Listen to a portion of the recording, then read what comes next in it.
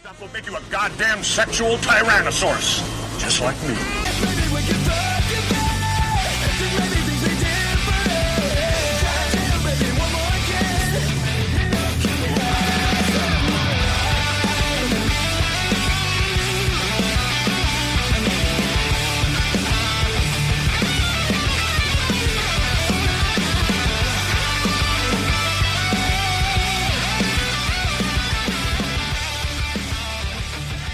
Hey guys, welcome back to Access Vegas, where everyone on this show is not on the Epstein client list that does not exist. We're all good. There is no list. There is no list.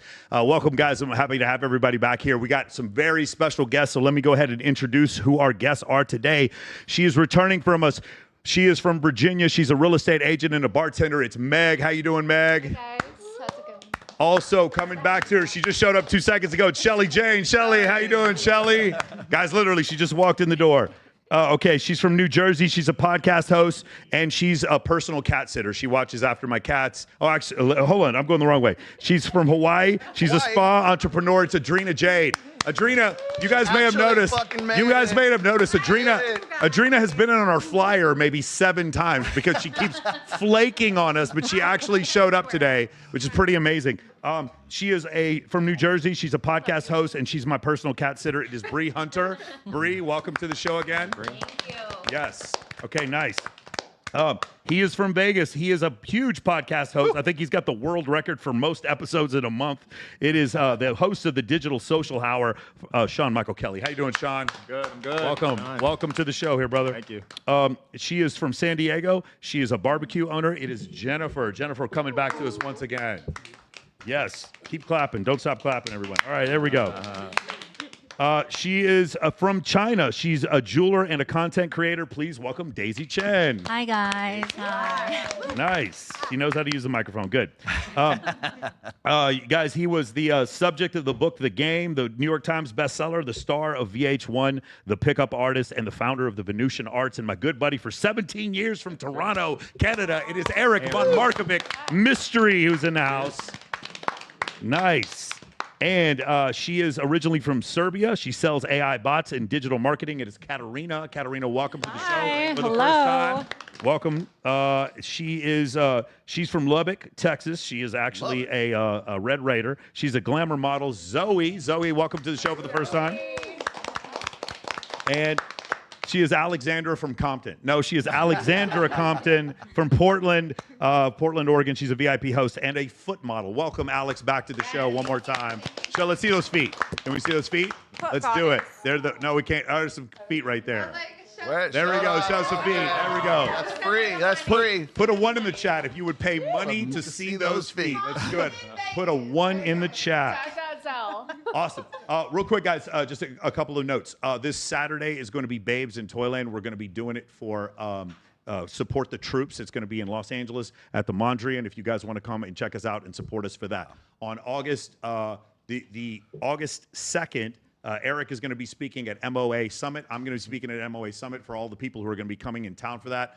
We welcome you guys to come out. On August 3rd is going to be Southern California's Swimsuit USA Preliminary. If you guys are interested in being a part of that, that's going to be in Los Angeles. On August 14th, back here in Las Vegas, we are going to have Swimsuit USA's Las Vegas Preliminary, and we're going to have Nalu Bay's fashion show for Babes in Toyland Swim Week. We're going to be doing that week. And then on the 23rd of August is going to be Maxim Hot 100 party in Los Angeles. So my back is going to be fucked up here pretty soon from all the traveling I got to do. But you guys are welcome to come to all those things. Like I said, we don't just do this to be on the internet. We do this so we can all meet up in person, and so that's why we want to do this. Do you have any announcements? What it's about, yes. Also, I was going to say on August 12th through the 15th, to coincide with Swim Week, as well as Babes in Toyland, is my event, which is the Reignited event. We're going to be doing just some intensives as well, but we're also going to be going out and doing some fun stuff, such as we've got an event where we're doing ATV, right, or going out on quads. We're going to go shoot machine guns out in the desert somewhere. We got firearms day as well, and then we're also going to do Top Golf, which you're invited to. Oh, nice. Okay. And then all of that comes up to the 14th, which is Babes in Toyland, the main event, and then afterwards is what we call our sort of after action day. So we sit down and just talk about what the experiences was, and we tell stories about what we experienced from that time. So yeah, Nice. so it's a lot of fun. So if you're interested in that, my link is for Reignite is a second one down or third one down in the descriptions right there. And I also want to make one big announcement. This big announcement is that Access Vegas on my channel is now monetized once again after being almost a year in jail. So now we're back. And so we are simulcasting not only on the Rational Mail, Access Vegas, his channel, and our Rumble channel. We'd like to thank the back. Trump administration. Yes, thank you, Donald Trump, for bringing us back and getting us out of YouTube jail. Yes, I appreciate that. So go ahead and you can super chat on any of those We are channels. so sorry for telling the truth. We apologize. Thank you for suspending all of us. We've all been demonetized at one point or another. Okay, that's awesome. Glad we got that. And you want to start with the first video? Oh, actually, one more thing. Which one do you want to do? Eric, you have a boot camp coming up. I do. Yeah, what days are it? The 24th to the 27th? The 24th to the 28th. 28th? I'm doing training by day and gaming by night. Okay. All right. Come to Vegas. Okay, where can they find out about that? You can learn more about that at askmystery.com. On Instagram. Askmystery.com. Okay, That's got it. right. Beautiful. All right, cool. Did we? Let's do the. Did you have something? Oh, you want to do that one first? do this one Okay. first. Oh boy. Let's see where I've got that. All right, ladies, we want everybody to look at the screen up here and then just give us your honest reaction for whatever you see from the video. All right. Just type MVG. I think. right there. Which one? Oh, there we go. Okay, got it. There we go. I think it's weird that girls are out here letting guys in their mouth and they don't know these guys. You're letting somebody put their in your mouth and you don't know what he does. He doesn't even have a job. You met him on Tinder. He's an entrepreneur or whatever. He's in a startup. And you just let him in your mouth. That's disgusting. That makes my back hurt. That makes me sweaty. So you. You're so offended that I got a drop of Machine Gun Kelly's blood in my mouth. You have Brandon from Silicon Valley in your mouth. He didn't even buy you a nice drink. I'm crying. Honestly, though, it's a matter of perspective. What is so gross about what I did with my soulmate? You guys are out here letting strangers on you. This is disgusting. These are the facts we really needed to discuss today, Megan. We can end the interview here. You know what I mean? Because this is the hard-hitting truth, and I appreciate the honesty because when you give us a little context, it does kind of make sense. Ladies. What do you think? I mean, she's absolutely right. I love Megan, and she's, put her relationship broadcast to everyone. She has no shame. Like, we love her. But she's right.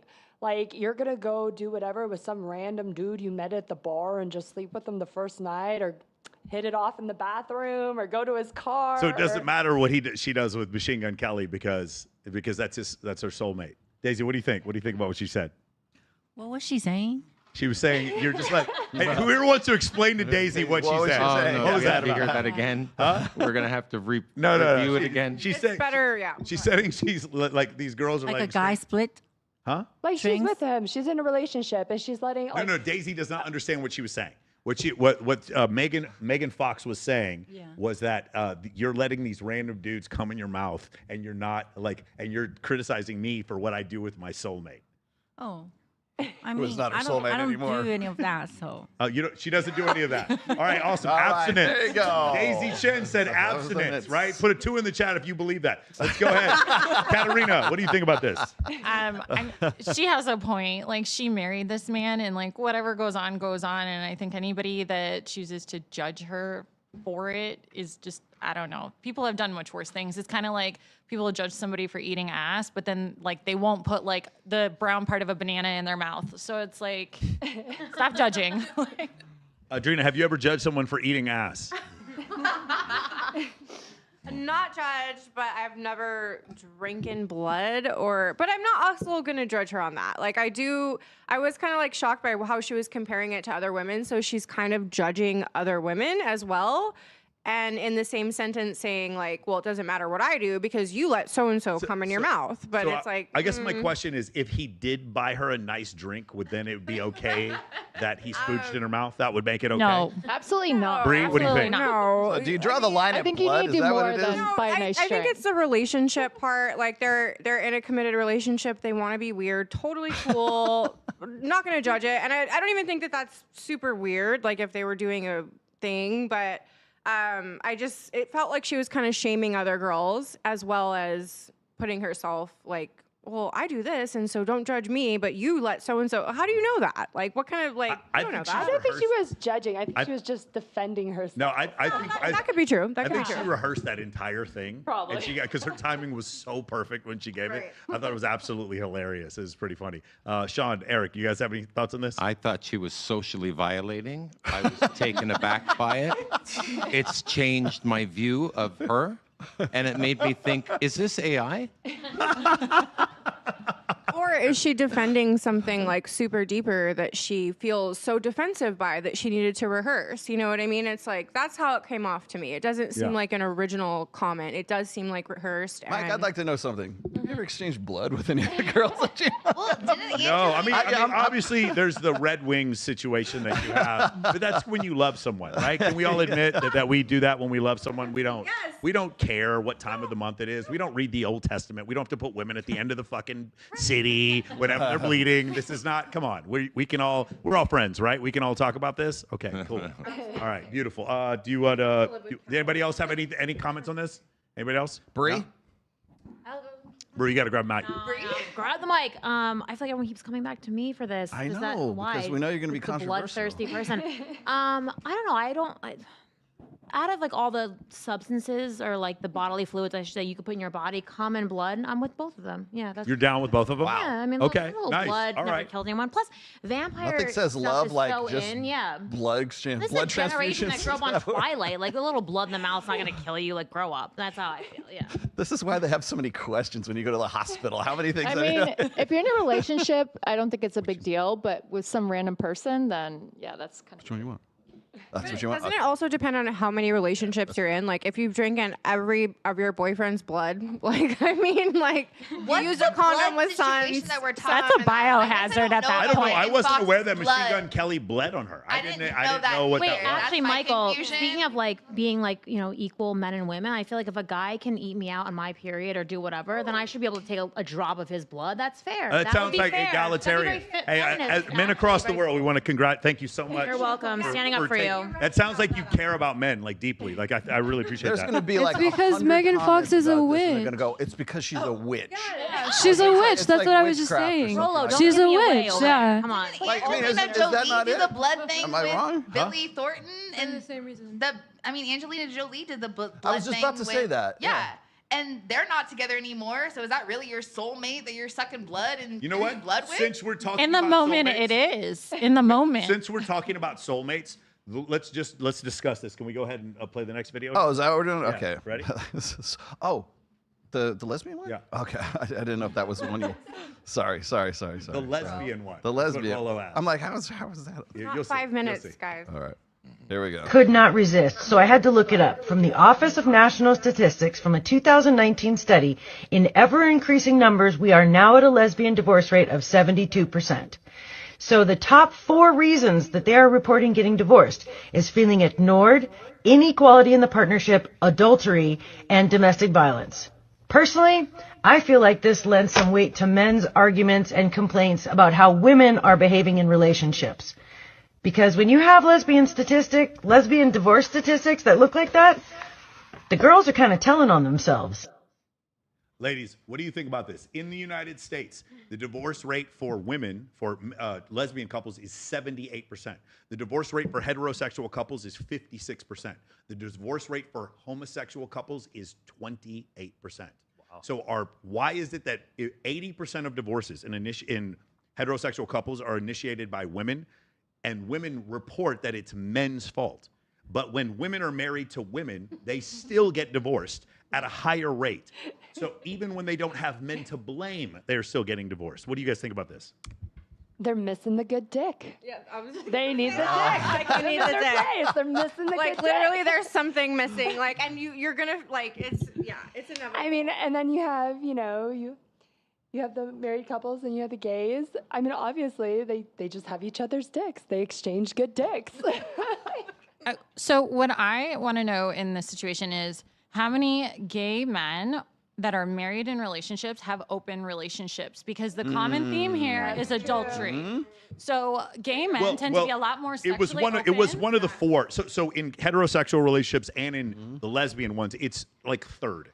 Adultery is actually number 3. It's not number 1 or 2. I get it. But like, if you're allowed to run around and sleep with whoever you want, don't you think you might be a little bit more lenient in other areas? Because if you're not getting the intimacy from your partner, you could go find the intimacy. It sounds from to some me random like she person at solved night. all of relationship problems. Is that it? Is that what we should do? I mean, maybe. Is it polyamory for the win? Is that it, Katarina? No, because a lot of people want monogamy. What but do you want, Katarina? Do you want monogamy?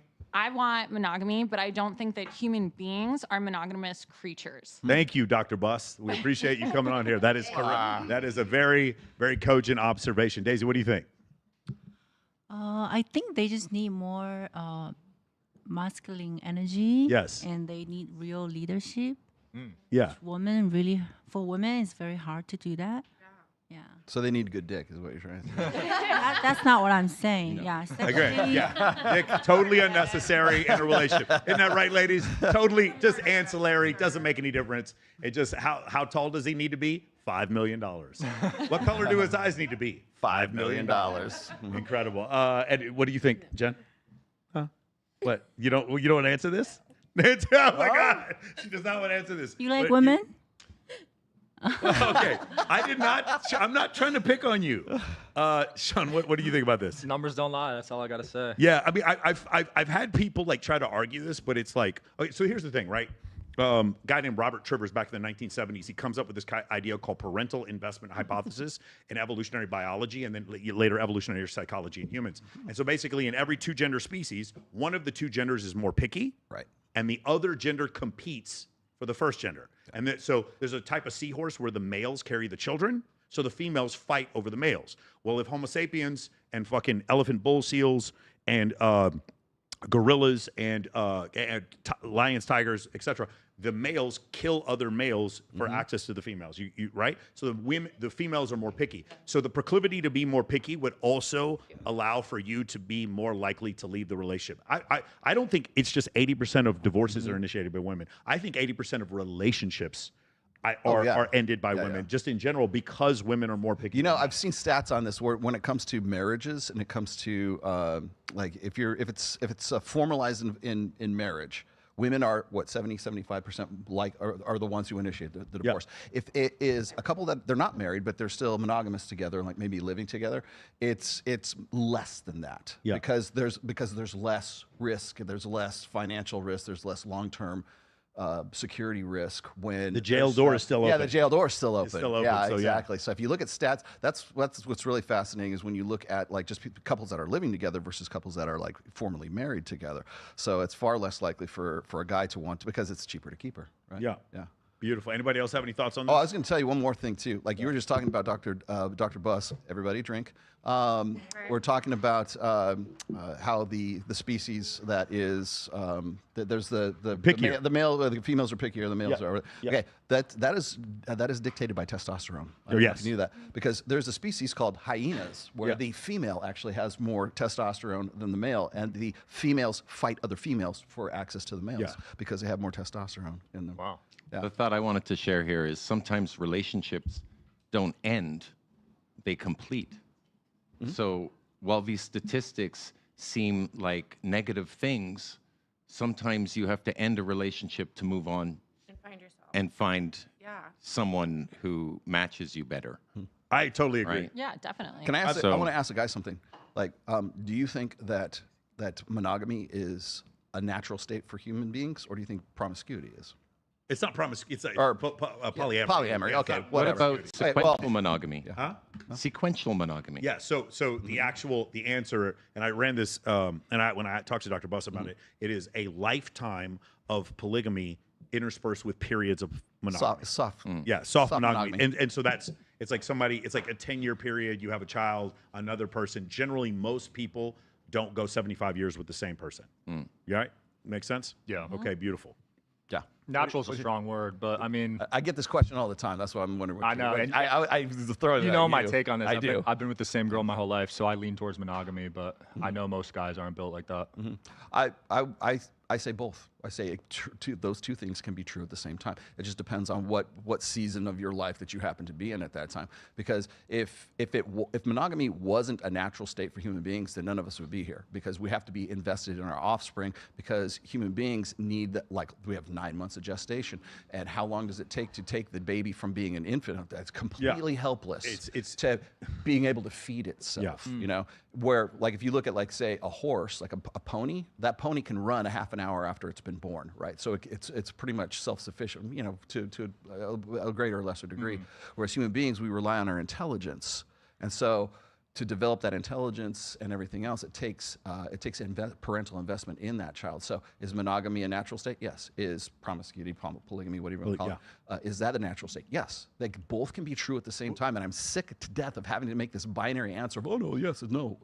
It becomes this moral question as opposed to, like, what's the natural state? Right. So we don't have to pass legislation to cause people to eat food or drink water or breathe air, because those things are natural. They are natural. But in certain countries in the Middle East, if a wife cheats on her husband, she is stoned to death because monogamy isn't natural. Do you guys understand? You don't have to pass laws to kill people for things that are natural, right? That's why it's one of the funny things is, like, I'm in my 40s and I often date girls that are in their 20s, and people get horribly offended by this. Why are you horribly offended by this? Most of the studies show that women in their 20s want to date men in their 20s. Okay, so then why is this such a problem? And the reason why is because it is natural and you have an issue with it. When people get super offended by something, then it's not natural. Anyway, go ahead. Which one do you want to do next? Anything. Here we go. Oh boy. Good old Tate. Yeah. People, you get your super chats in now, because I'll answer your questions if you want. Date with a new chick. My brother comes with his main chick, or one of his chicks who knows me, so who's been around the game a while. At the end of dinner, if I say, let's go to my house, she might say no. If Tristan goes, let's go to my house, she might say no. But if the other chick goes, we should all go to the house, and we go, oh, I don't know. Oh, we should all go, it's fun. You want to come, don't you? And she's like, well, yeah. Please, can we go? And I go, okay. Then she comes to the house. Ladies, what do you think about that? Do you understand what he was saying? What he described there is really one of the most powerful mechanisms I've ever seen. So it's like, let's just say me and Eric on a double date, right?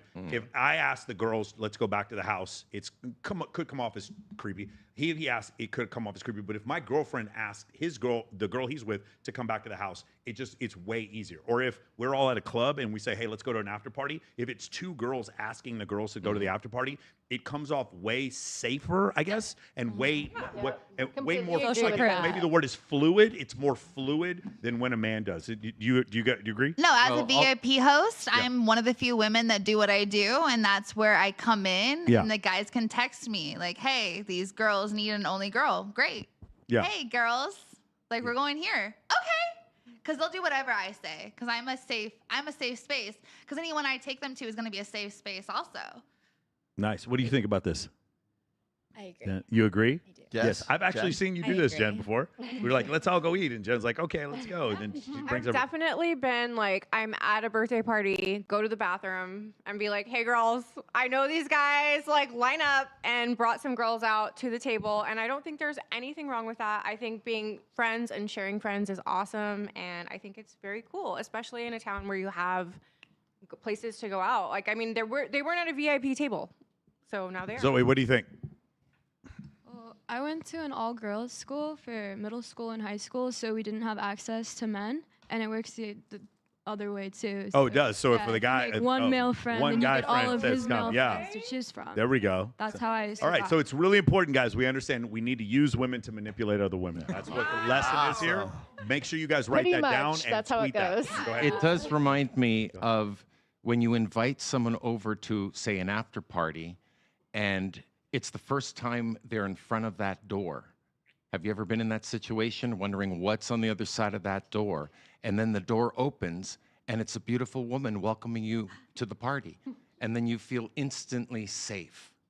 That's something to set up. That's what I get hired for very often, is my smile as the only woman. I make you very safe in every... I feel safe that someone named Compton is here. I feel very safe. I feel safe. Women in general. That's women in general. Come into every room my man. Let's get real. I will tell you this, hypothetically, not that I would know anything about this, but if your girl asked to have a threesome with the other girl, it's a lot better than if you as the dude are asking to have a threesome with the other girl. I've heard. I'm out just for a friend. I heard that. That's a theory I heard. The perfect example. You understand what I'm saying? That's it. Exactly. So the way I like to explain it is like vagina energy and vagina energy can touch, and it's not weird. If you don't believe me, go to a strip club. Girls that you don't know, you could just grab strippers' boobs, and no one has. I've never seen a girl get kicked out for grabbing another girl's boob in a strip club ever. So like just like Maxwell recruited for Epstein. Is that what we're saying? Exactly. Thank you. We were eventually the highest We're form getting of this there. is Epstein. Epstein. But when you talk about the penis energy and penis energy doesn't go together. It doesn't go very well. We don't really need to be that close to each other. And penis energy and vagina energy, it's good like in a couple, but vagina energy can just break through all barriers. Hot women can get in anywhere. They can go, like there's a girl over there that you think is pretty, a hot girl who's your friend, can go grab that girl, bring her up to your table. It's no problem. No one stops her. The VIP host doesn't stop her. The security guard doesn't stop her. Attractive women can just go it's like the strong nuclear force in physics. They can break the chain of the nucleus to get the proton up in there. Women can break the chain and just go ahead and. Sorry. You've really thought this through. In this one conversation, we defined what a woman is. You know, in the middle of war, in the middle of war, they stop dropping bombs because they see a woman and they know that there's life after that. And you just defined the essence of a woman, what we could not figure out for the past 3 fucking years. That's okay. You're good now. You're good now. Sorry. We're way past that. We're 30 minutes in. Okay, yeah, that was a beautiful description of women. I think you guys just did that on the show. So. Yes. Yeah. Daisy, what do you think? Well, I agree with that, but personally, if the guy's a whack, I'm just not gonna go. For sure. But could it be like if it's close? If it's like one of my bestie, Yeah. yeah, I'll think about that. Okay. But if the guy's a whack, I'm just not gonna. Well, I think what we want to know now, what makes a guy whack? Define whack. Define whack. What are the for us. qualities of the whack? Bad behavior, broke. Broke. Yeah. Everybody hear that? You guys write down broke. Write broke in the chat. Broke first. Go ahead. What else? Brokies. If he's broke, so he's just whack. He's whack. So that's it, just being broke? Just being broke. Yeah. Okay. So it's like the same thing as Are we ick. talking about like Breitling Cringe. broke, Rolex broke, Richard Mille broke? What are we talking about here? Rolex broke. I can't make comments on that because I'm gonna get hated. You're gonna get hate. No, honey, we're way past that point. We're way past that point. We're in the world of controversy now. Yes. So we're talking Corvette broke, Lamborghini broke, Bugatti broke. Like which broke are we talking? I think none of them are broke. I'm Okay. just talking about in general. You know, like some guys, they have like they come off with bad intention. So when situations like that, I'm just not gonna go. Whoever that's gonna that's not gonna convince me. But I mean, you would go to protect your girls. If your girls are all drunk, having I'll a ask fun my girl time. not to go. But what if they do? Then you feel obligated to kind of go and protect and make I sure would. they don't have beer See, goggles this is on, the thing. right? Like, I would never put myself in that situation because I feel like you should stand out for yourself all the time. Okay. Because people, your friends, they can put you in certain situations that you don't want to.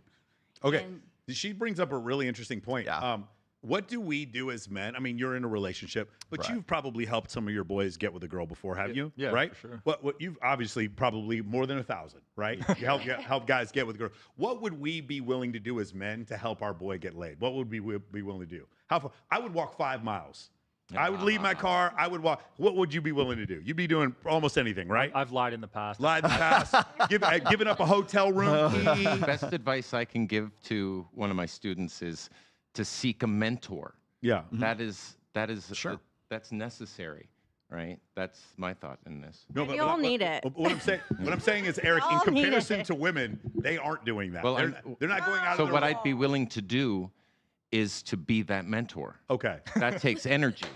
That Yes. takes energy. I'm older and wiser. I can take a young cat, bring him to Vegas, show him the ropes. Yes. And show them how to actually engage in social interaction. Yes, you like being a wingman. That's my Right. point. Yeah. What I'm saying is Being a a good lot of girls, ladies, have you ever tried to stop your homegirl from going home with a dude? Anybody? Yeah? I'm not a hater. Oh, yeah. So I believe you, Adrena. I believe you. I'm like, go find your own lessons, you know? If you listen, need to pick up from jail, you need to I fuck that got toxic you. dude a couple of times You know, to learn who am I to when he stop calls you from me? prison, collect Like, for that he's the one. real. He's not the one. He could be, like, you see all these love stories from jail?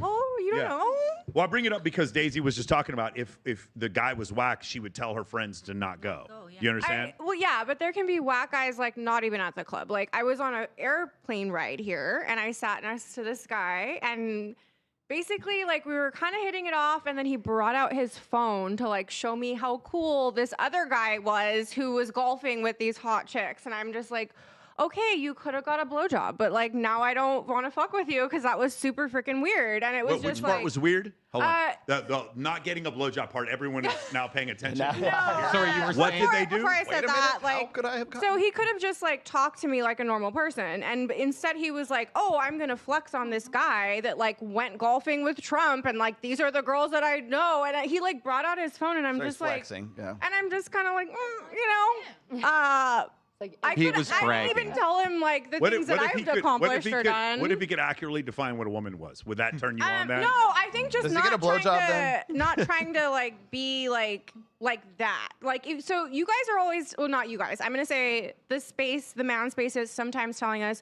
lower your standards. Like don't go out with these guys who are like mega millionaires. And then when we do, this is how the insurance salesman acts. You know what I mean? Like so it's kind of like if you're not happy with your own life as a man, you're kind of gonna shit on a woman regardless. So why not aim for what you want? And I mean, as far as like guarding your girls from that, you kind of have to go through your own experience with it. But it could be a man like that at anywhere at any time. Like I do get approached, and then I'm kind, and then you see kind of like this other side come out where it's like, oh, and it's just kind of like, ooh. Ladies, have you ever been at a public venue and a guy you don't want to talk to you is talking to you, and you give eyes to someone to like come save you? Yeah. Do you have an Yeah, example of that? absolutely. Hold on. Yeah. Zoe, what have you gotten that before? What's happened? Zoe, just bring it to you. Well, I used to be a bikini barista as well, and we had the same situation there because it was like a drive-through bikini barista stand, 2 windows on either side, and big like landman, just like that.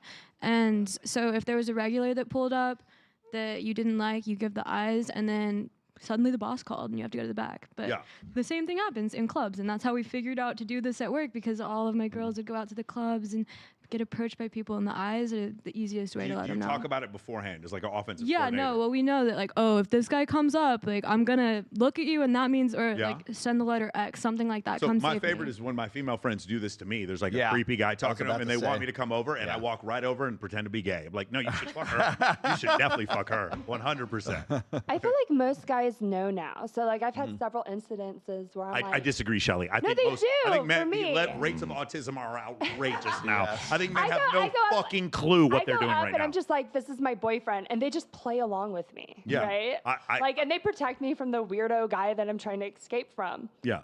I've Incredible. definitely done that before. I think I have more guy friends than girlfriends. I hate drama. And so there's always guys watching out for me. Okay. I've even had a guy's girlfriend where I said, that's my boyfriend. The guy ran away, and then I looked at the guy's girlfriend. I'm like, oh my God, thank you. You know, and she's like, I saw exactly what you were doing. Jen, as someone who has a lot of men who are obsessed with you, do you have this problem a lot? Yes. Yes. Yes. She's a beautiful Asian woman who owns a barbecue place. She makes barbecue professionally. Yes. Absolutely. All I was right. going to say I have had this experience personally, like Golden bear? within the last year, where you and I have been at I won't even name the event. We've been at an event before, and I was there with Missy, and like we were there with one of the girls who's been on this show before, and she's sort of like giving me the eye because this guy's just like, you know, really dragging on her, and so we like casually move over there and just sort of like move her away from the dude, and then she's like, oh God, thank you for picking up on the cues. Is it cold approach pickup easier when you're following behind creepy dudes? Have I been in that situation? What you can do is a guy can go into a group of people and initiate the chat, and you can steal their buying temperature. They can raise the buying temperature of the group. And then you can come in and whisper in the guy's ear, "You taking good care of my girl?" And that blows him out. He's like, "Oh, sorry." And you say no, and you have him stick around as you then take over his set. It's possible to do that. Just saying. Yeah. All is fair in love and war. That's a good way to sneaky. like sneak. That's Ladies, who here wants to go out and game with Mystery? Ladies, raise your hand if you want to go out. It'll be a fun night out. Adrena, who here wants to go game with Mystery? Anybody? Raise your hand. Raise your hand.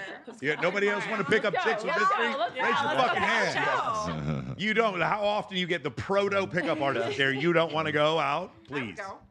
Good times. I do have a question for you, though, and for everybody, but mainly you. So I've got a guy, it was funny because we had this conversation just about like a few hours ago in my Reignite group. I've got this one guy, he has no trouble getting past like approach anxiety. Like he can go and initiate the conversation. It took him a little while to do so, but he's there now. The problem he's having is once he gets into the conversation and there's this back and forth, he wants to like, isolate the girl, get her away from the loud music so they can have a better conversation, right? And like, so that they can make the conversation a little bit more personal. And so basically isolating. So he's like having a real tough time making that transition from going from one venue to a more quieter play. They're in a loud club and they want to moving the set. And I was wondering, like, what would you tell a guy who, like, he just got over the approach anxiety stuff, but like going and then like transitioning out of one venue to another venue? I would first say he's doing a good job moving forward, and he's past opening groups, which is a critical moment. Yeah, you that have was to the get first good boss. at. He's got to beat the second boss now. Exactly. He's on a different level now. You have to recognize that pickup happens in phases. And if you don't have a game plan, it's going to be nerve-wracking. But if you know what you're going to say, meaning you have lined up some stories that you would want to tell in a public gathering, and you've practiced those, so you have good delivery, then you can run some stories to captivate the group for a good 25 minutes, as opposed to what some people think is 3 minutes to pick up. Pickup is not 3 minutes, right? It's like 8 hours. You have to know what you're going to say 25 minutes into the set. So what I would recommend is that he prepare some stories, even if that means at first listing them so that he can, like a comedian, stick to his material. Because one day he's going to have a critical moment of meeting his dream girl, and he wants to be able to convey his personality in a congruent manner. Okay. So good start. The other thing is is he has a problem with, he doesn't want to come off creepy. You know what I mean? Like, because I mean, I think that going around the table here just a minute ago is like, well, Adrena was just saying that the guy was winning. He was going to get the blowjob, for Christ's sake. And then then he stepped on his own dick, right? He basically creeped her out. Yeah, he creeped her out.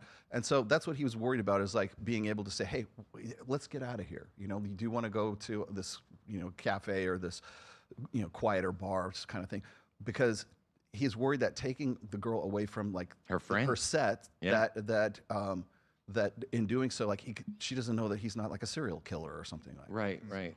Well, what you can do is say to the woman, introduce me to your friends and meet them.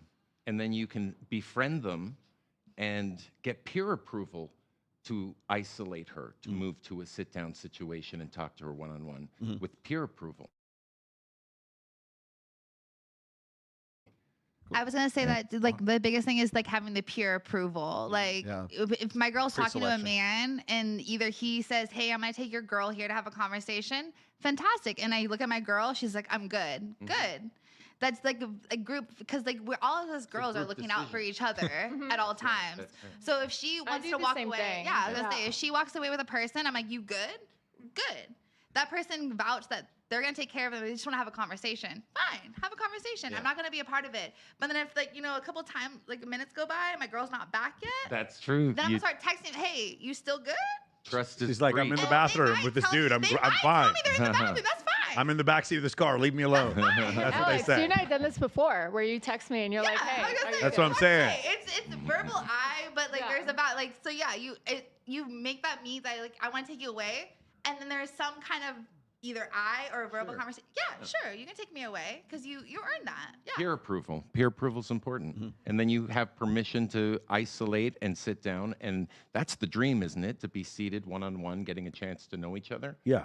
And you have to handle all the logistics of her being with a group of friends.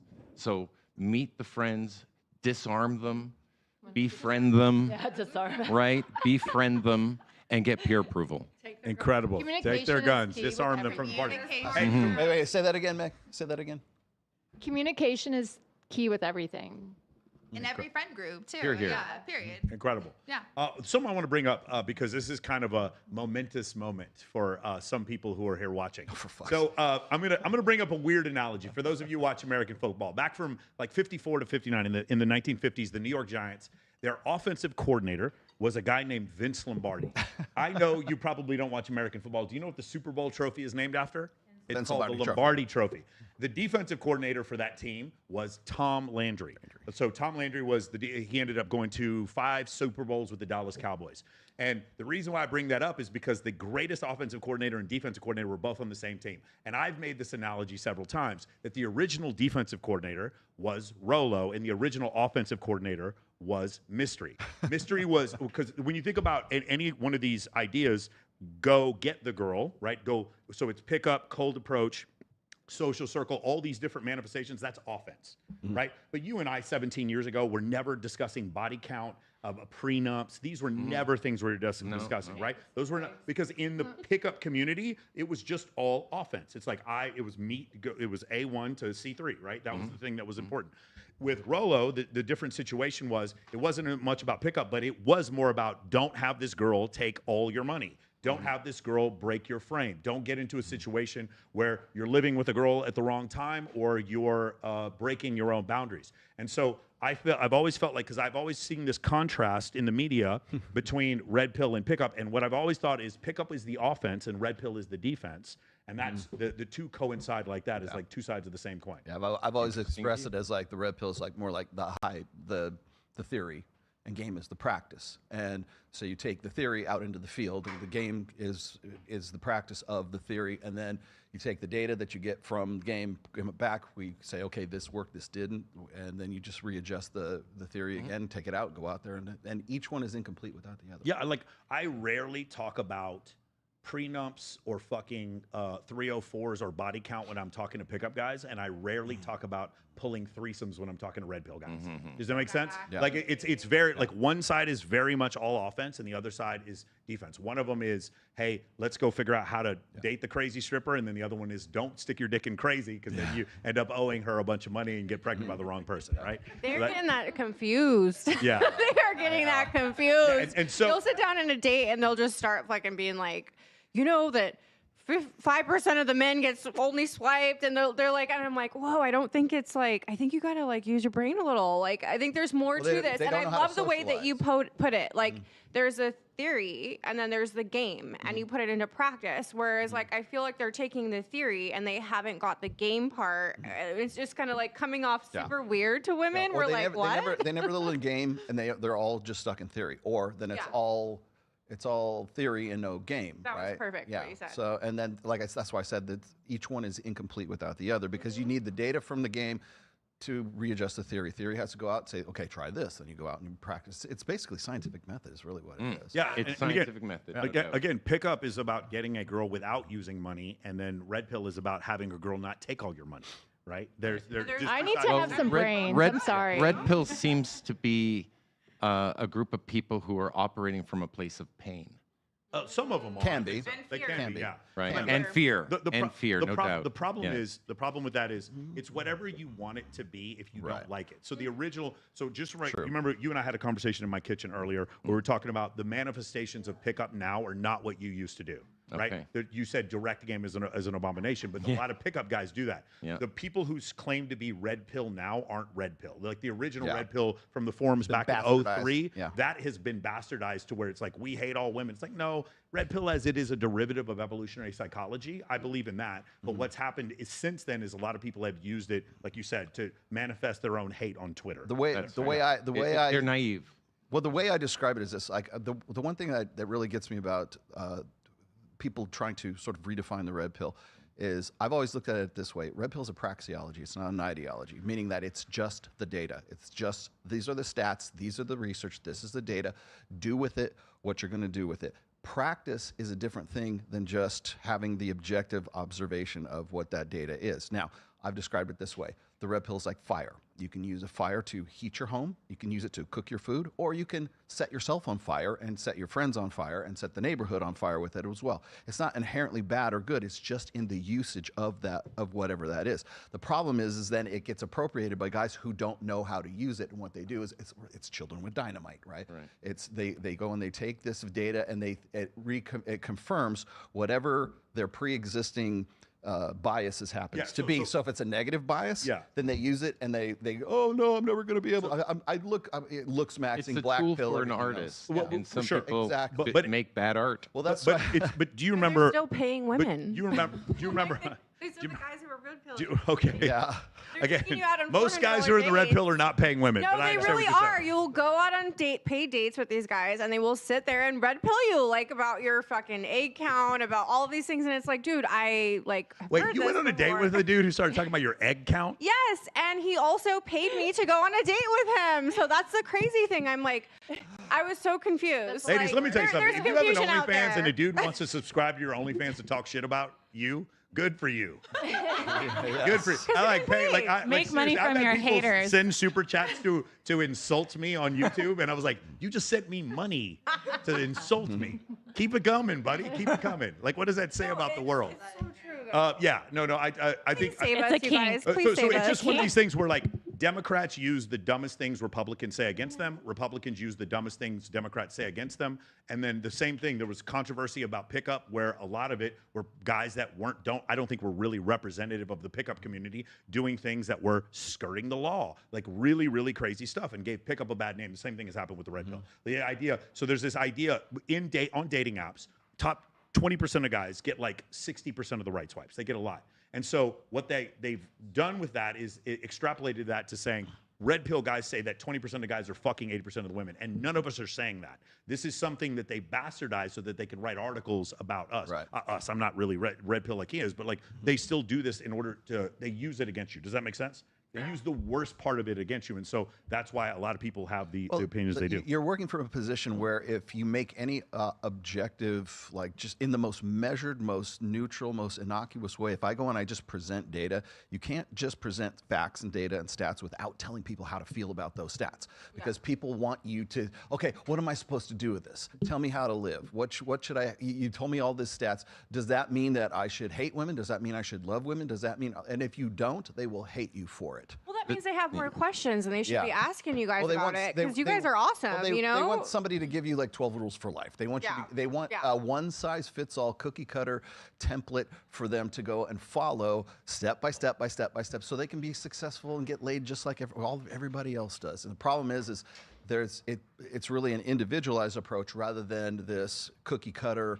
A one-size-fits-all approach, right? Because everybody has different needs. Everybody has different. They come from different backgrounds. Everybody. I'm older than 90%. Respectfully, the percentages, the stats do not change how I game. Oh yeah. Yeah. Well, they shouldn't. They shouldn't. They're not. They shouldn't. They are a reflection of society. There are problems in society. It's easy when you're like successful, rich, and have a beautiful woman to like forget about the fact that the rest of the world might be going to hell. Yeah, you're in heaven with the beautiful woman, and without her, you're in hell. Yeah, exactly. It's Like, a heaven and hell. You understand what I'm saying? It's a heaven and hell reality. A lot of times we forget though that there's a rest of the world out there because we're in our love bubble with the girl of our dreams, and so that's kind of like looking at it from a sociological standpoint. You start to seeing how dating apps. And how dating apps and social media has really screwed up the dating scene for a lot of people. Can we do Russell? Oh, I thought we were doing. Which one? You tell me. Yeah, let's do it. Everybody, please watch this. All right. Tell me what you guys think about this if you were in the car. I ain't gay, but I do gay stuff. Like fucking dudes in the back of my truck. A little ass slap don't mean I'm queer. I just suck some dick when I drink my beer. I ain't nothing wrong with a little squeeze. It don't mean shit if you're on your knees. I love my guns and I have my rights. And I fuck dudes on Friday nights. I ain't gay, I just love my... I love how he looks. He's just stunned by his friend. His face is like, did I jump in the wrong semi truck? Have you guys ever heard that? Oh, that my was God. generated by AI. That song Yeah, amazing. It's so Really? Yeah. good. Like if you listen to the whole song, I'm sorry, as far as being a country song, it's like a perfect country song. Wait, why did you listen to it? Huh? Why did you listen to the whole That song? video got like millions of views, and somebody sent it to me. It was hilarious, and so I was like, it's all AI. and I was like, Yeah, who it's all wrote this song? Like, which country music artist They just came out and say, put a I prompt in. taking back shots in camo clothes? Like, who the fuck is this dude? And I went and looked, and it's all generated by AI. It's called Biscuit Beats, and they have a bunch of other crazy songs like this. It's absolutely hilarious, man. But yeah, I thought that was pretty funny when I saw the reaction of something like that. All right, Do you want to introduce our new? Oh yeah, so Lauren Rosas. Lauren, welcome back. All right. My flight got in late, so I'm Lauren, happy I her could make flight it. was delayed. So when I said that, the guys here were like, "Oh, she's full of shit." I'm like, "No, her flight really was delayed." I messaged in the chat, and that's where I thought I was like, I'm outside. Can you see me? Yeah. Okay, Lauren, I was wondering if you want to talk about this. You have a unique career. Yeah. You guys want to explain to the people here what you do? So I work at the Bunny Ranch, and I know that, that is a place where it's kind of like adult Disneyland, where you can have as much fun as you want in the intimacy department. I think that the cool thing about working there is you meet different types of people, and you kind of find out a lot about yourself in that industry, and you start to see your boundaries. You start to see what you like, what, you'd like to see more of. Yeah, I really love it. I'm starting to notice something, though, and I don't know if you guys have noticed this too, or ladies have noticed this too. I really, really think that, like, as far as like men, I've noticed that, at least in my opinion, I think that some men were raised with more manners than women. Like, in a sense, like, we didn't get taught that. Like, I think because many men's moms wanted to keep them like a good man, so they were more like. Well, I think Lauren, if you're a woman and you're pretty enough, you don't have to have manners. I know, you but don't like have at to be 30, smart, it hits you like you don't a have to- truck.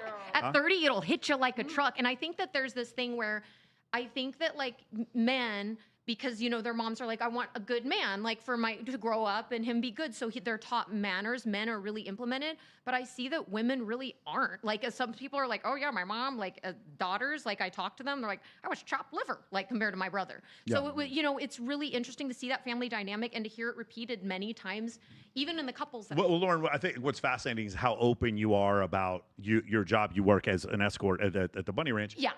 Can you at least see, however, how that makes it difficult for someone to date you?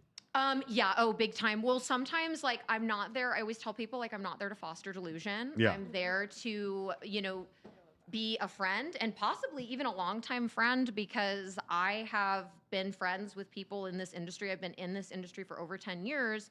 So it's like, I mean, you could get a really long-term friendship with me, but I'm not going to quit my job and be your girlfriend. Like, that's not happening. And if you think that's going to happen, it's time you move to a dating app.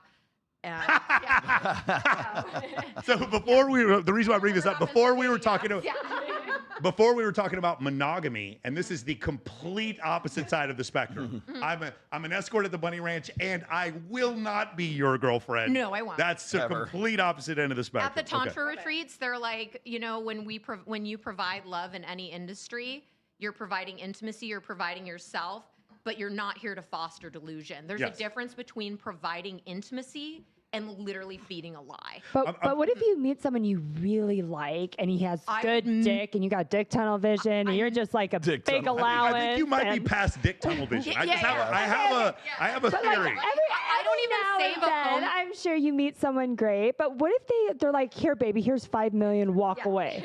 So I don't even save someone's phone number unless I've known them for 3 years. Like, because it's just that people fly in and out of my life, and I've been, with the people that have stayed, though, after 3 years, I notice they're the keepers. Like, they stick around, and I know them longer. So that's where, like, the long-term relationships come in, and there are several that I have in this industry. It's just not with one person. So I'm gonna make a statement here, because there's a lot of other shows, whatever, Fresh and Fit, and they have a woman problem with female promiscuity.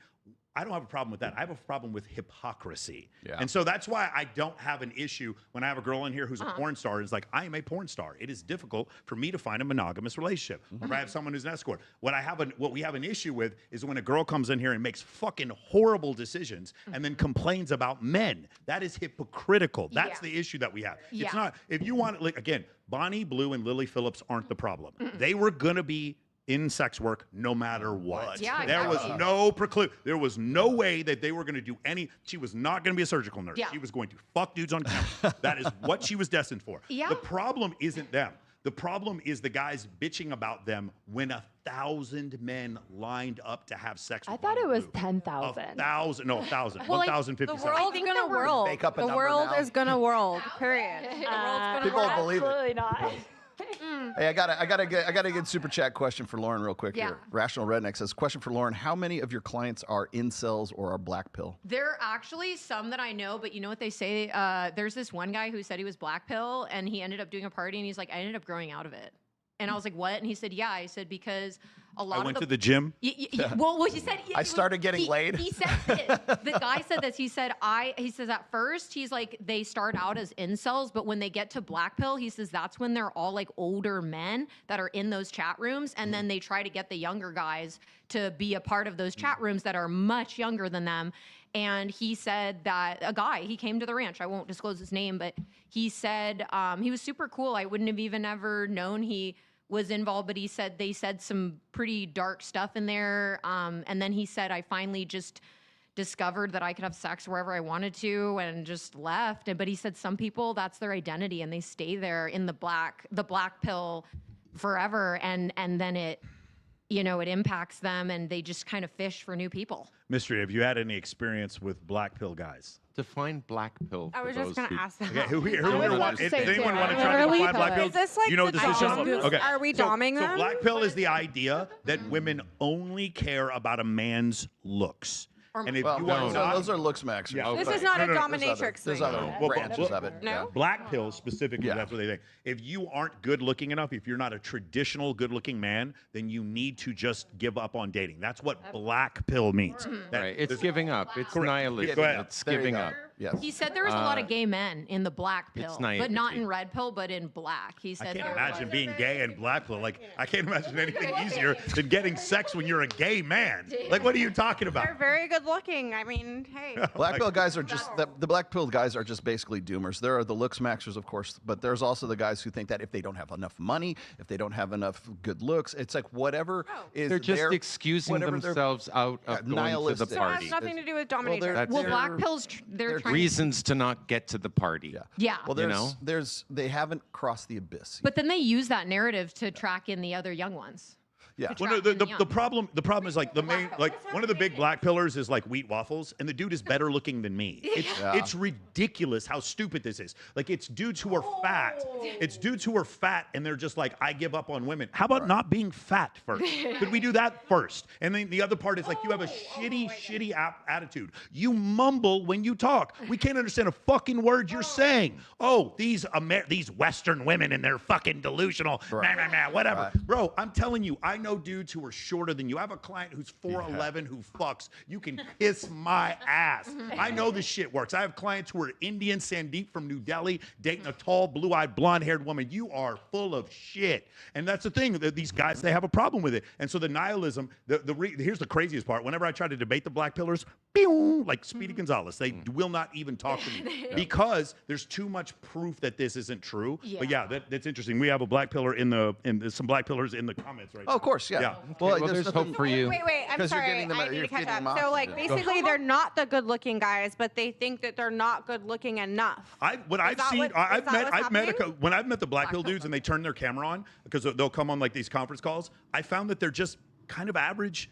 It's sometimes slightly above average looking guys who maybe suffered from some kind of trauma growing up or some kind of abuse while they were children that made them believe this, or they had one relationship with one girl who cheated on them, and for a guy they considered to be more alpha or better looking, and therefore all women are like this all the time. And bro, let me tell you, it's just nothing could be, there's so many ways you can attract women. You could be the funny guy, you can be the tall guy, but you can also be the charismatic guy. You can be the rich guy, you can be the ripped guy, you can be there's so many. You can be the famous guy. You can be the guy who's connected, and you can be the guy who all of his ex-girlfriends were 10s. There's so many ways that you can attract women, not just one. I agree.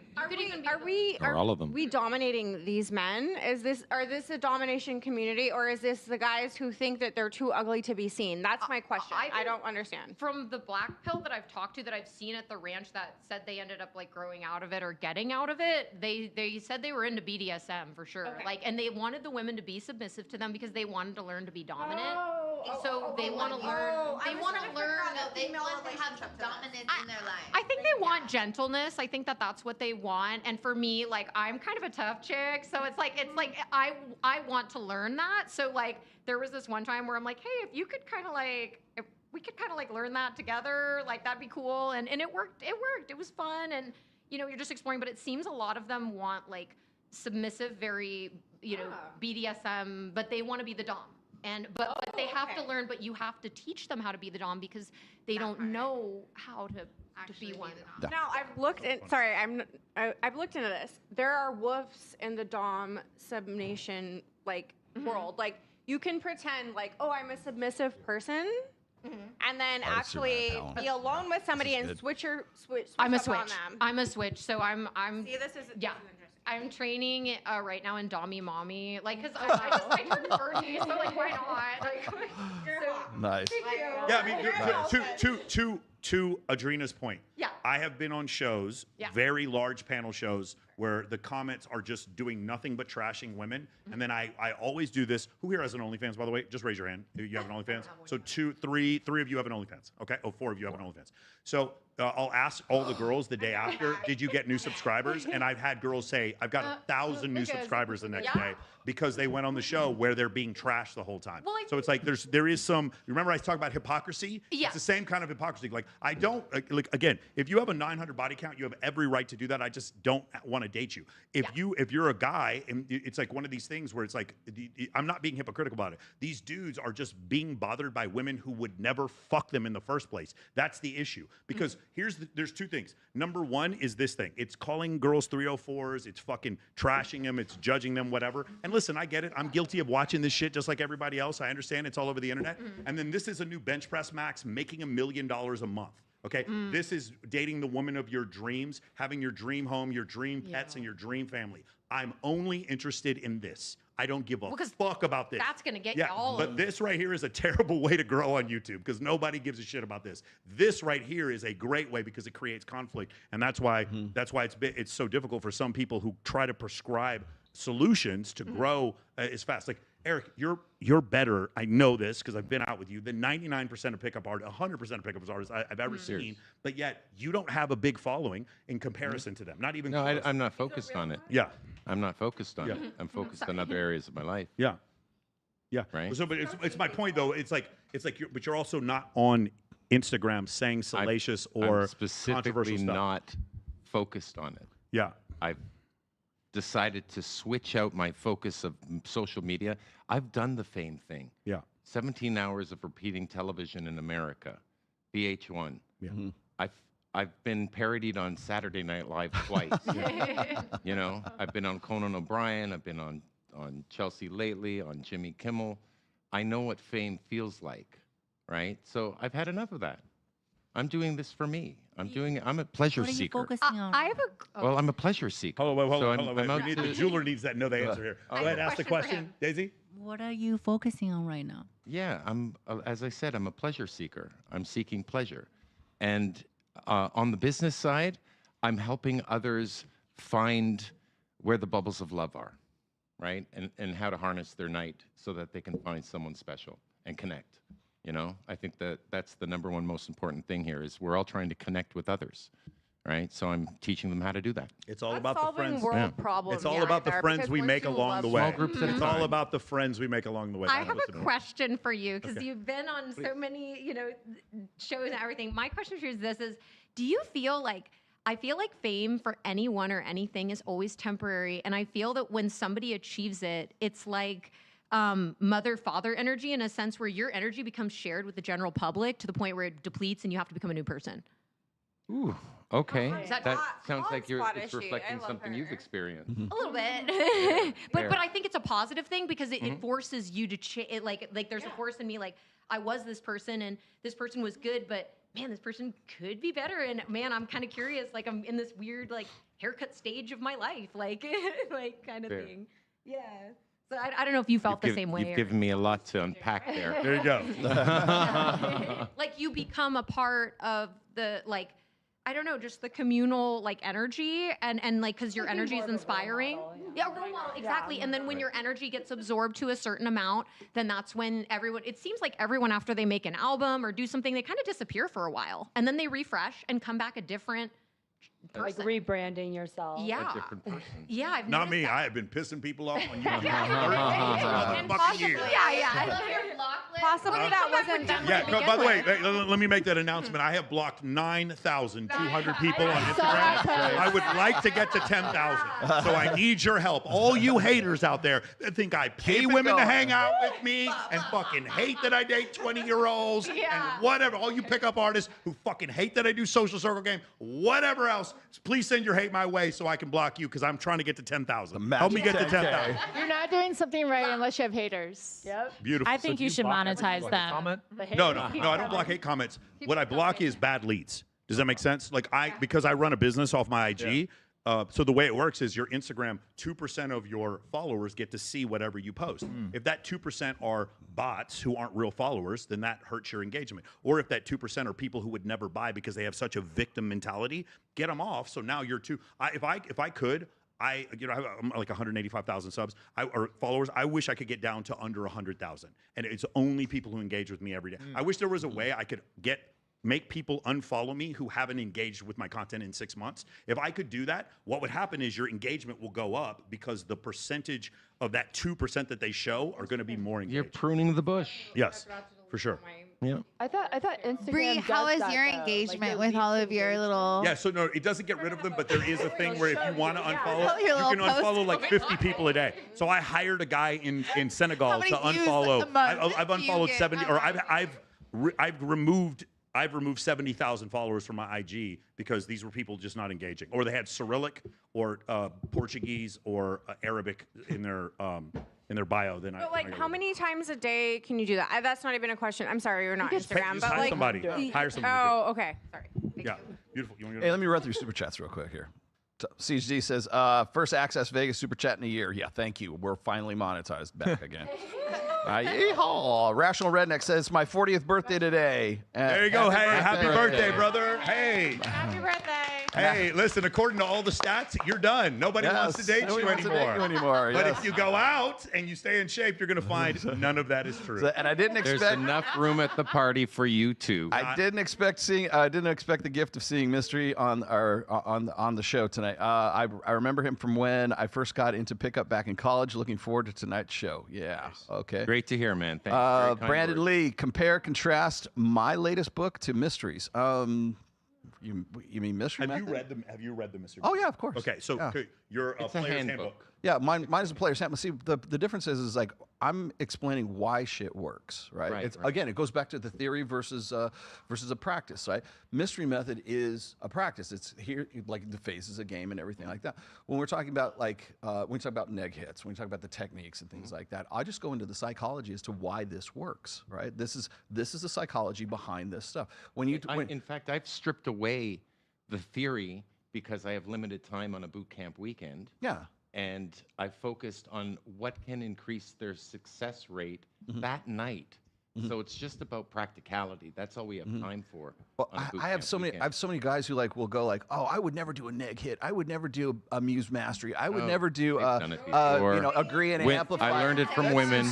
That seems so cheesy. That seems like a pickup artist line, and I'm like, here's why it works. Right, right. And here's the psychology behind why, because it's not like you're not just pulling the stuff out of your ass just at random. It's like this is stuff, and here's the mechanics, and here's the psychology behind it. That's all I was trying to do was explain the mechanics behind what it was, because everybody thought, oh, this is just like I could never do this because it just sounds like it's cheesy and canned and everything else. I'm like, here's why you should try Yeah, it. it's the science of attraction. Yeah, and you give we're them using that scientific because methods. there's so many people that just it's not enough for them to just put the key in the ignition and turn it on and have the car work. Like for me, I open the hood and I want to like take the engine apart, put it back together again. Okay, got it. Now I can go drive. You know, that kind of stuff. And that's really, if there's a compare and contrast, it's like, it's just, I'm opening the hood. I'm just looking at the hood. Why it works. You know? Yeah. And that's why I keep telling, I told people, I said, this is not an instruction book. It's a why it works book. So, sure. Again, offensive coordinator, defensive coordinator. Exactly. Because I am so intimately familiar with both of your work. Sure. Read all 6 of your books. I've read the Venusian Arts Handbook, The Mystery Method, and I watched all your stuff back in the day with you and Neil. And we've hung out. Yeah, and you and I've hung out hundreds of hours. So like, it definitely, like in both cases. And the funny thing is, I think you would have enjoyed it the first time I took him out to my birthday party. Oh God. And it was me and 50 girls. That was awesome. And I was trying, because I was trying to show him, because the idea of men and women being friends was kind of foreign to a lot of red pill people. And I was like, hey, when you're friends with women, you show up to the club with 50 girls. That's what happens. Pretty awesome. And so he had never experienced it before, so it was kind of cool to show him that for the first time. Yeah. And same thing with and you. they all came dressed up as cheerleaders Yes, too. It was they all awesome. came. They all dressed as cheerleaders for me. And then the other thing with you, like the first time, I haven't got you came to the costume contest that we did at Tout the other day. It was the first time I was able to bring you to that. So that's kind of a cool experience. So let's go on. The natural state. This is Rational Redneck. The natural state of mating for humans is mating with whomever is both nearby and alive. until either of those conditions. That is not That was the country video. You That's guys just alive and warm. There's a point because of like famine and disease. I believe it's like 7,000 years ago. There was only we can trace all of humanity to 6,000 breeding women. Is that? Yeah. So like 6. No, wait. No, I'm sorry. That's wrong. It's 17 women for every man one guy who bred. reproduced. It was like 7,000 years ago. There's a point where we can look at X and Y chromosomes. So basically, there were just nothing but surplus men. And then there's a point about 50,000 years ago where we can trace all of humanity's 6,000 breeding women. Like we have these bottlenecks throughout our history, especially like in, I believe it was the 12th or 15th century, where the end of the century had fewer humans on the planet than the beginning because of bubonic plague. So survival, everything you do has to aid in survival. All these proclivities. I like ice cream because there's sugar. There's a lot of calories. My ancestors needed calories. I like women with a certain hip to waist ratio. Sure enough, that 0.7 hip to waist ratio is the most fertile ratio for women. That turns out to be fertile, and that's the one we happen to be the most attracted to. Signs of youth. Well, women who are younger are more likely to give us more children. That's the reason why we have that. And then women choosing men who can protect and provide for them. We find this in every single society. And attraction is not a choice. Yes. It's a feeling. So all these logical reasons that you've just outlined is built into our emotional circuitry. I find that fascinating. That's another attraction. definition of a woman that we couldn't do in the past 4 years. So. Well, that's Like we could mystery. What you're talking about is that's proximate outcome versus ultimate outcome. So proximate outcome is, man, she's got big tits, and I really want to tap that ass, right? That's proximate. I want to get with her tonight. Ultimate outcome is, we're gonna have kids together, and she's got big tits, and they'll feed our babies, kind of thing. That's the ultimate outcome is reproduction. Ultimate outcome would be some girl with big tits. Any girl with big tits. I don't want any of you ladies to get the wrong idea. Some girl somewhere. I really love this topic. Incredible, man. Here's another one. Speaking of strip clubs, why are strippers less aggressive about bleeding your wallet if you go to one with a woman? Oh, bro, it's so have you true. had one bleed on your leg? Oh, I'll tell you what else. I'll tell you another thing. When I got in really good shape, strippers stopped walking up to me. They don't even fucking talk to me anymore. When I show up there with a girl, strippers just avoid me like the plague. And another thing, escorts. If you walk through a bunch of casinos in Las Vegas and escorts are constantly asking you for money, it's because your arms aren't big enough. I'm telling you right now, if you look like you're in shape, women do not. You just look like you don't pay women for sex. And if you just look like that and they don't bother If you look like you're on the market. Go ahead. If it looks like you're on the market. There are some people who have the opposite and they look like they're not on the market, right? And they're losing out. So it's nice to look like you're on the market, is what I'm saying.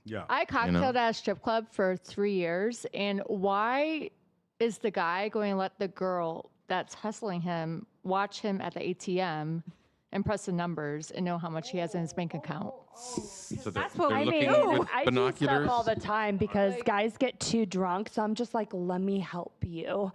Let me help you. Like, let me help you. security information. You dance does in not Dallas, matter right? now. I do. Forget So about I Planetar. dance at the lodge in Dallas, and we have like couples night, and we have a lot of swingers that come in, and we love it. You know, we love having women come in.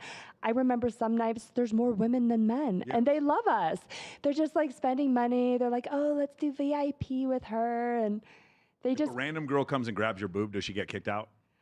I mean, if she's like being overly aggressive and crazy, Just but really quick grab. you know, like, but no, I'm asking not for a friend. usually, not usually, no. But if I'm like, ow, then yeah, maybe it might spark. Some people get a little too aggressive. You're just like, okay, you can't squeeze them that hard. But it's just seemed like guys literally let the girl, that, you know. And the women usually get like really more sexual than the guys. Like they're like touching all over me, and I'm just like, oh my goodness. Let me ask you something, ladies. If someone it was like we're putting $50,000 on the line, could you guys look at men and tell which ones pay for sex and which ones don't? Ladies, raise your hand if you think you could. I could not. You could. No. Ironically, I you think could. I could. Anybody else? You guys, you think you could look and you could tell? Oh, that dude definitely plays for sex. or this They guy all doesn't. pay. Could you tell them? Hold on. Raise your They hand. all Hold on. pay. Raise your hand. Raise your hand if you could tell if a guy definitely doesn't pay for sex. Anybody? Could you tell? No. Yeah? I could tell if he definitely does. No, because I will get him to pay. Yeah. If he's too dominant, I'm already gonna say if he's a super dominant dude, I'm gonna assume that he either, even if he's super dominant, I'm gonna assume he either paid for it, or he has the possibility to pay for it, or perhaps he put something in alignment, like he got a dinner or he got like some sort of an event planned and he paid for that, and then the girl was there. So I do think that he knows some sort of like corralling, type. I mean, everyone's gonna pay for what they want. Well, yeah, it doesn't that's how it matter works, if you're right? man That's or all woman. men pay for You're it. gonna pay. You're All like, men I pay for want it. that. It's costing this. It's a And two-way you work street. so hard for your money, like why not get what you want? Like you deserve it. Absolutely. If you can afford it, sure. So working at the Rhino for as long as I did, like we used to have these games that we would play, like, okay, what kind of shoot, like, is this the leader of the group? Because like, if it's a leader of the group, he's not gonna pay. His understudy is gonna pay. So all the dumbass girls are gonna go for the big dude who's like, oh, we think he's in charge. And it's like, no. The guy who's really paying for stuff is the guy who wants to kiss that dude's Ladies, mouth. who learned something here today? Who just learned something here today? Anybody? Oh, here we go. Daisy learned something. Now you know not to go for the leader. That's how I The other landed a one's holding it. doctor Yes. in the VIP, doing nothing for hours and hours and hours, and just like, having my feet rubbed. Like literally, that's how my day went at the Rhino. But also, I wasn't I get like paid for my feet rubbed all the time. knowing this. Like, I was like, hey, these people don't like me. And they were like, no, it's actually this one, because I was going for like the top dog, and so it kind of switched. So I'm just saying, leave your options open.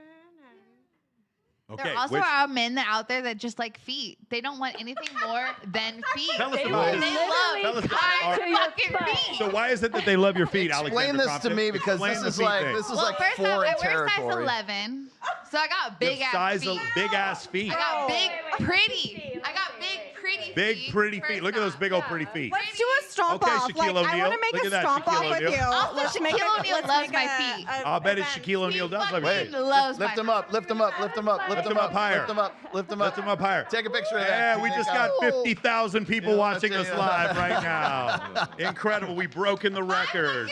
Let's do an event, girls. There you go. Like, wait, how tall are Hey, you? what other shows are doing this? Huh? pay What for me other to shows step out on there them. doing How this? tall are you? Nobody. That's 5'8". right. I'm We're just helping the black pill 5'11", people And I out. wear size 11. and I wear them feel size wanted. 8. Exactly, yeah. Oh my God. All Men right, love- let me get men to this love my next big one. feet.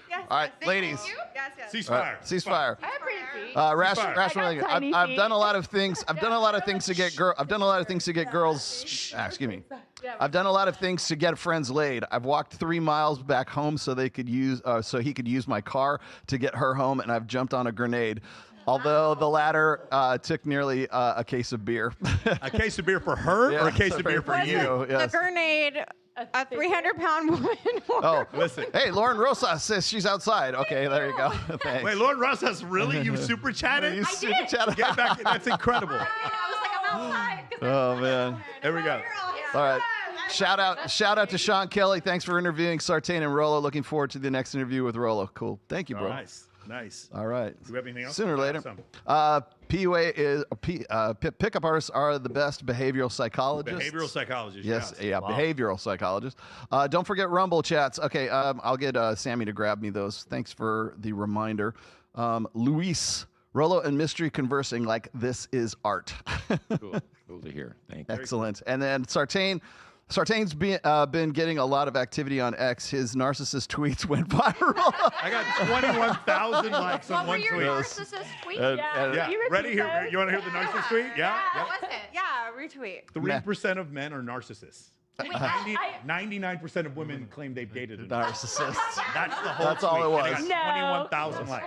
I can spy a narcissist from a mile away. It's because we're all on the gram. Oh, and Mac and Murphy's shit. old fangirls got mad at Sartain for dating younger girls. By the way, hey, real quick, proud of you for Mac that. stood up for me. Mac and Murphy stood up for me. Yeah, he did. Mystery and Tomasi is the best thing I've seen involving two men since Mike Tyson and Evander Holyfield. Fabio from MOA. Shout out, Fabio. All right, I'm done. Cool, here we go. Let's go. John drops. What's this? A Trollo and Mystery in the same room. Can Trollo tell Mystery what he wrote about Eric since 2010? Be a man now, RP. Okay, cool. So thank you for sending us money to insult us. We appreciate that. Shout out to Sean Kelly. The same one. Thanks for interviewing Sartain. Yeah. Siege getting okay, cool. Thank you, Siege. Siege super chatted on both of our pages, so I appreciate cool. that. Thanks, brother. And then yes, the same thing here. Okay, beautiful. Cool. Got it. All right. So, in honor of all the black pill doomers, here you go. Watch this. Man, I can't be excited. I can't meet a girl, and she's like, "I'm your soulmate." I'm like, "You're what's left." You know what I mean? Where were you? What took you so long? I'm 39. Like, why are you late? Like, why is my soulmate used? I got a used-ass soulmate? Just showing up limping with kids? What the is this? I want a fresh-ass soulmate. I got a used-ass soulmate? Divorced with kids? That's like going to a restaurant and ordering a steak and the server bringing it over and it's half-eaten, well done. You'd be like, "Yo, what's up with this steak?" You'd be like, "Oh, my bad, man. Somebody else thought they wanted it." And then you showed up half dead and we're like, we'll just give them this. "What's this steak called?" They're like, "That's our step steak." I was like, "All right, delicious." Comes with a couple potatoes. They're autistic. There you go. That's black pill, apparently. No, kind of. Not really. Okay, so Kinda. I have a question relating to this. Okay. Zoe, how old are you? I think I could beat him. You're 22, so you're gonna be in a different phase. Who here's willing to admit you're over 30? Anybody? Okay, cool. Yeah. For those of you ladies who are over 30, can you, when you're Zoe's age, when you're 22, were you interested in different things in a man then than you are now? The answer is yes. Yes. I'm just what Season. like what the fuck are the things? Yeah. It was yes. It's not that hard to figure out. I think Lauren? I think for me, I started to value friendship more when I hit more 29-ish, almost 30, because I was like, dang, if a man can be friends with me alone, because somebody doesn't love you when they're like, it's me or the highway. If I don't want to be in the friend zone, it's like, okay, so you can't love me as a friend and you can only love me as a relationship. I get that maybe it's triggering and you don't want to be around me, but you can't even be my friend. Like, that's bare minimum. Men like sex. I mean, I think that's kind of part of what it is. The men But I mean, they don't those like to guys- be not validated by not having sex with you, while another man is being validated by having sex with you. That's the issue. Even if, what if That's he where that wasn't? comes What from. if there was no other guy in the picture that was like getting discussed? So evolutionarily, Yeah. when we aren't having sex with you and we've gone on several dates, our brain wanders to Really? she's fucking someone. Yes. Oh, wait, what? Yes. But what if you give them? What if you're their friend and you give them sex too, but you just don't want to be in a relationship? That sounds like someone I know. Yeah. That's wild. Some has sex with their friends. Incredibly weird thing. Sometimes the enemy of the I've been in best is 7-year the good. relationships, The enemy. so I don't Yep. know how to handle that. Okay, real quick. Let's try this question again. If you're looking for a relationship, have you changed what you like in a guy when you were younger to right now? The things that you look for in a man, like what are they? Well, definitely. $5 million. Why would you say that? You said broke before. You said That's broke. right. You yeah, broke is definitely not attractive to me because I am not broke. Yeah. I do not want to go out with someone that cannot provide my lifestyle. Okay, Yeah. but sometimes I do like find people like guys attractive, but not the most rich. You find Like- physically attractive guys attractive that aren't rich. Not Gotta have really. good Like I feel like look is not the most important. I feel like brand is more important. When you were younger, did you ever find just physically Yes, attractive? just physical. And then Just that's physically. changed now where you're. It didn't matter when I was younger, but right now, Have any of you ladies think it's experienced that? As you opposite. got older, you care more about how much money a guy makes. No. Anybody? So for me, it's opposite because like when I was younger, I wanted all You're the a rich, resources. You're a rich stripper in Dallas now. I wanted all the resources and, you know, the lifestyle and the experience and all that goes along with dating an older man. As I got older, my kinks and what I like and everything just kind of came to surface. So now I like being owned.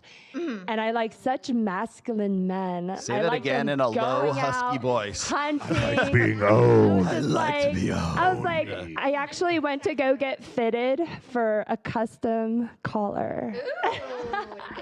So like all gold with diamonds, and he is so like, you know, in that percent where he's tall, blue eyes, like rich as fuck.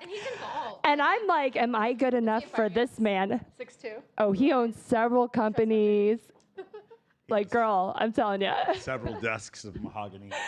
I think that what I've noticed Like, is I'm about to just go live on a ranch. I think that what is Go ahead, Lauren. Go ahead.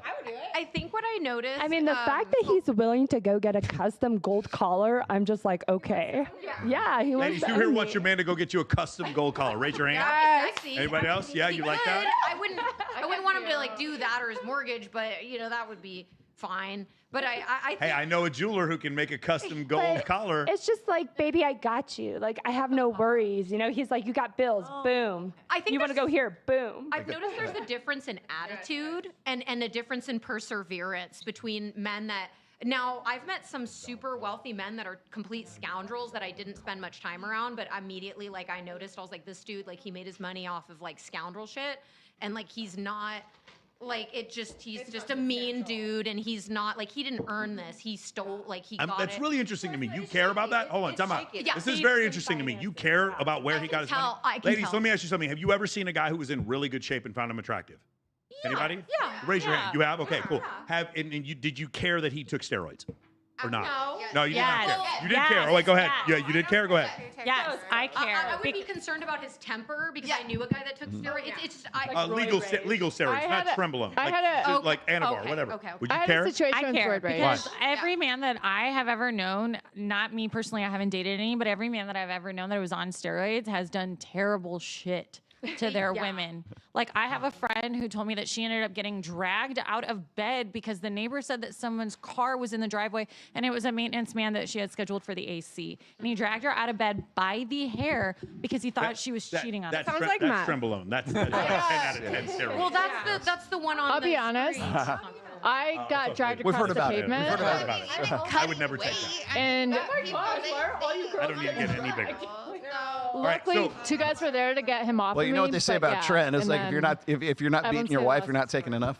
That's how you know you're taking it off. When your hair falls out, you get sweaty. What the good steroids are? Like, can you tell them what the good steroids are? Master own. Master own. Don't they all shrink your balls? Don't they all shrink the balls? And that the things that CJC. you can get legally prescribed. So Okay. Decanandrolone, Anavar. Anavar, a Winstrol, like stuff like that. I think that's probably closer to. Yeah, stay away from what we Deca. said. Stay away from That Trent. and like a little bit of Master work, own. and also like going to the gym and not just growing your muscles overnight gives you like a self of confidence and like a good state in your body. So yeah, Don't neglect the legs. Don't forget the So legs. none of you have ever dated a drug dealer. Have any of you guys dated a drug I dealer? dated a Yeah, drug. All of you dated a drug dealer. I was 14. That was Now listen to this point. What I just said dated a before, drug right? dealer. It's Free like drugs. she said she cares about where this guy got his money, and what I found. Did you guys remember Edie Falco in The Sopranos? But you guys aren't old enough to remember. I know Okay, all right. So, but remember, she wanted Tony's money, but then complained about what Tony did for a living. It's like you didn't have a problem when you were spending my money, and that's how what I find most women are. They don't care about your struggles. They wait at the finish line and they fuck the winners. Yeah. Okay, that's what that. So I haven't. That's when you guys say I dated a drug dealer. It doesn't seem to me like you care about where his money came from. Some of them. Ginger from Casino. Some of I mean, them. I'm from the East Coast. So. Okay, I know that this sounds weird, but there are I think that I know that this sounds so bizarre, but there is such thing as an ethical drug dealer when you get really deep into That it. is really, And this really is clinching your butthole. If you're into, I'm not going to sell you more. Crazy. I know guys that have been like, they were like, I guess there was a few guys that I knew, and they were like, you know, when I see that someone is starting to like go off, I just say I lost my supply, and then he just lies to them, and then they say, oh my God, what do I do? And then he says, I sell them weed.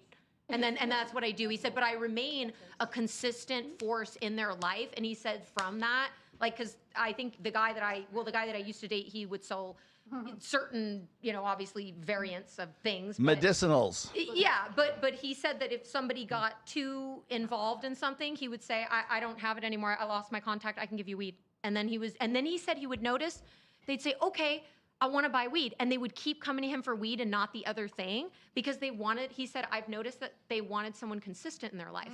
He said that's all they wanted. The drug dealer is the consistent person in your life. I got it. Said, okay, that's what it is. Because when they it's call, not they're because there. girls get on cocaine and horny. Correct. That's what it is. That's Got it. Also, yeah, he said there's girl cocaine dealers Yes. who are in the business who are like, I am doing the sugar daddy scene. I'm on whatever apps, blah blah blah blah. And they are the ones providing the guys with this continuous back. I feel like those are the worst, and though. it's like, so yeah. So is the man who wants a consistent thing who's not getting arrested? That sounds so stupid. He just wants a Or consistent is the force. girl who's like, hey, I'm gonna slip this in your drink so you pay me money, Or you and get it- like, or you like I the mean, drink. you know, because there's that out there too. Okay, got it. Sorry. Let's go. Do you have another one? We'll do Scott Galloway. Yeah, sure. Okay. Time in our nation's history, a 30-year-old isn't doing as well as his or her parents were at 30. If a man hasn't cohabitated or been married by the time he's 30, there's a 1 in 3 chance he ends up a substance abuser. When a young man doesn't have the guardrails of a romantic relationship, he oftentimes channels that energies into video games, porn, and conspiracy theory. If you want to score above your weight class economically and romantically, get out a big spoon, get ready to eat shit, endure rejection. What do you guys think about? So that's Dr. Scott Galloway. He is a professor of economics. Is it economics actually. at UNL or UCLA? I can't remember. I have to go back and look. I think that there's not enough empathy for adults failing today. Like, it's like if you're an adult, if you fail, it's like the end of the world. It's like there needs to I be don't think there's enough empathy for men failing. There needs to be empathy for men failing and women. I've said things in like parties, even at the ranch. I will admit, like, there's times where, so example, a quick nutshell. When I was younger, I was in situations where I was to be the talker because even though I talked about random batshit things, people would rather listen to that than themselves. And so I just got into this habit, which is why I'm going on a silent retreat next month for 3 days. Good luck. But silent retreat? A silent retreat. You can't even make eye contact. I know. Some friends of mine went on that recently. They couldn't talk about it. It's hard. Yeah, I know. Yeah, you can talk about. Yeah, exactly. Yeah. So the thing is what I've noticed. You can hear a pin drop. I've noticed that like some people, like I try to take, like I don't really base anything off of a first impression. I try to take a bunch of experiences, like a cornucopia of experiences, and be like, okay, this person was like this 10 different times. An average of those experiences is probably that person, rather than the first time you met them with their mom died, as opposed to the second time when they won the lottery. Real quick, what did you you had a visceral reaction when he said a man over 30, unmarried, 1 in 3 chance of becoming a substance abuser? Again, I think it was just him telling us his problems. Well, Scott Galloway's married. He's not. No, he's not. He's divorced. He's divorced. He's, what a person says is revealing to his thoughts. Why didn't he make a different video? Well, because he's an economist. He's an economist, and like there is an epidemic of men taking their but there is an epidemic of men taking their own lives, and so like that's one of the things he's concerned with his research. Is men taking their own lives. So one of the things is like, what do you look as a cohort for men taking their own lives? And what you would look is say, okay, this man not in a relationship, not financially viable, and right. But correlation does not dictate causation. Well, right? Correct. These are a bunch of correlations. Yeah. So I'd have to research more. Yeah. before I make a conclusion like he seems to have made. Yeah. I love this bullshit about how he uses his choice of words like guardrails of a relationship and stuff like that. A metaphor. And whenever I see stuff like I'm very, I'm just being a writer, I guess. I'm sensitive to the words that people choose, just even in like casual conversations. So to describe it as guardrails seems to me like it's, well, men need to be put into corrals. Men need to be put into like, slots and categories, and they need this so that they don't go off the plantation kind of thing. It's like we've got to keep them in some way controlled, and the only way to keep them controlled is to convince them that they need to be within the confines of a relationship, right? I know you've never been married. Even the word right? conflict. Okay, so I mean, that's why I'm bringing this up. I was just saying. That's why I'm bringing this up, Eric. So I got into this huge kerfuffle on Twitter yesterday. What? You and I aren't married. You're in your 50s. I'm in my 40s. So are we done, bro? Are we done? Is that it? Are we a red flag? Is what I'm asking you. Well, let's ask the girls. Are we a red flag? No. That was Thanks. convincing. Very convincing. No, you guys have your shit together. No, it's fine. Does anyone think we are a red flag? It's fine. Anybody? Yes and no. Go ahead, Katarina.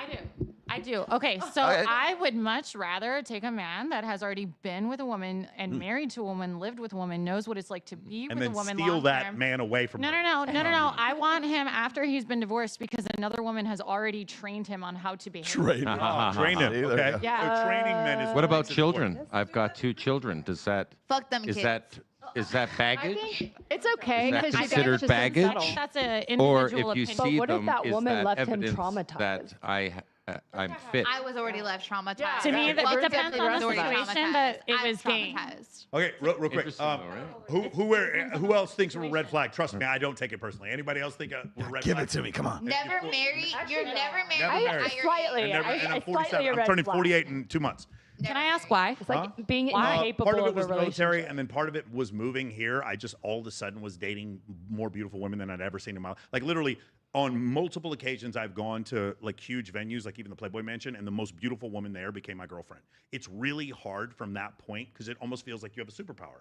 It's really hard from that point. Like you just, next thing you know, it's been one insanely beautiful woman after another, and then you're 43, you're 45. It just happens. I would like to get married at some point, but I will tell you part of the reason why is it's like when Superman learns how to fly, he goes flying every day. It's one of these things. It's like the first time you date your dream girl, you just can't put that skill set down. Does that make sense? Yeah, but okay, Are you married to the game?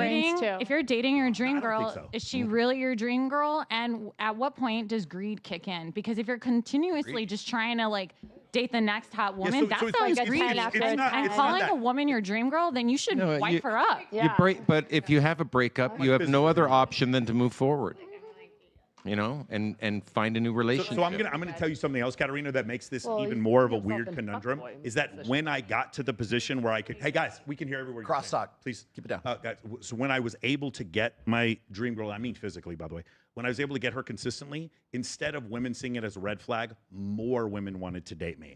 Right? It was the opposite of what you think because of mate choice copying and human But that's your pre-selection. connection. So when does it stop for you?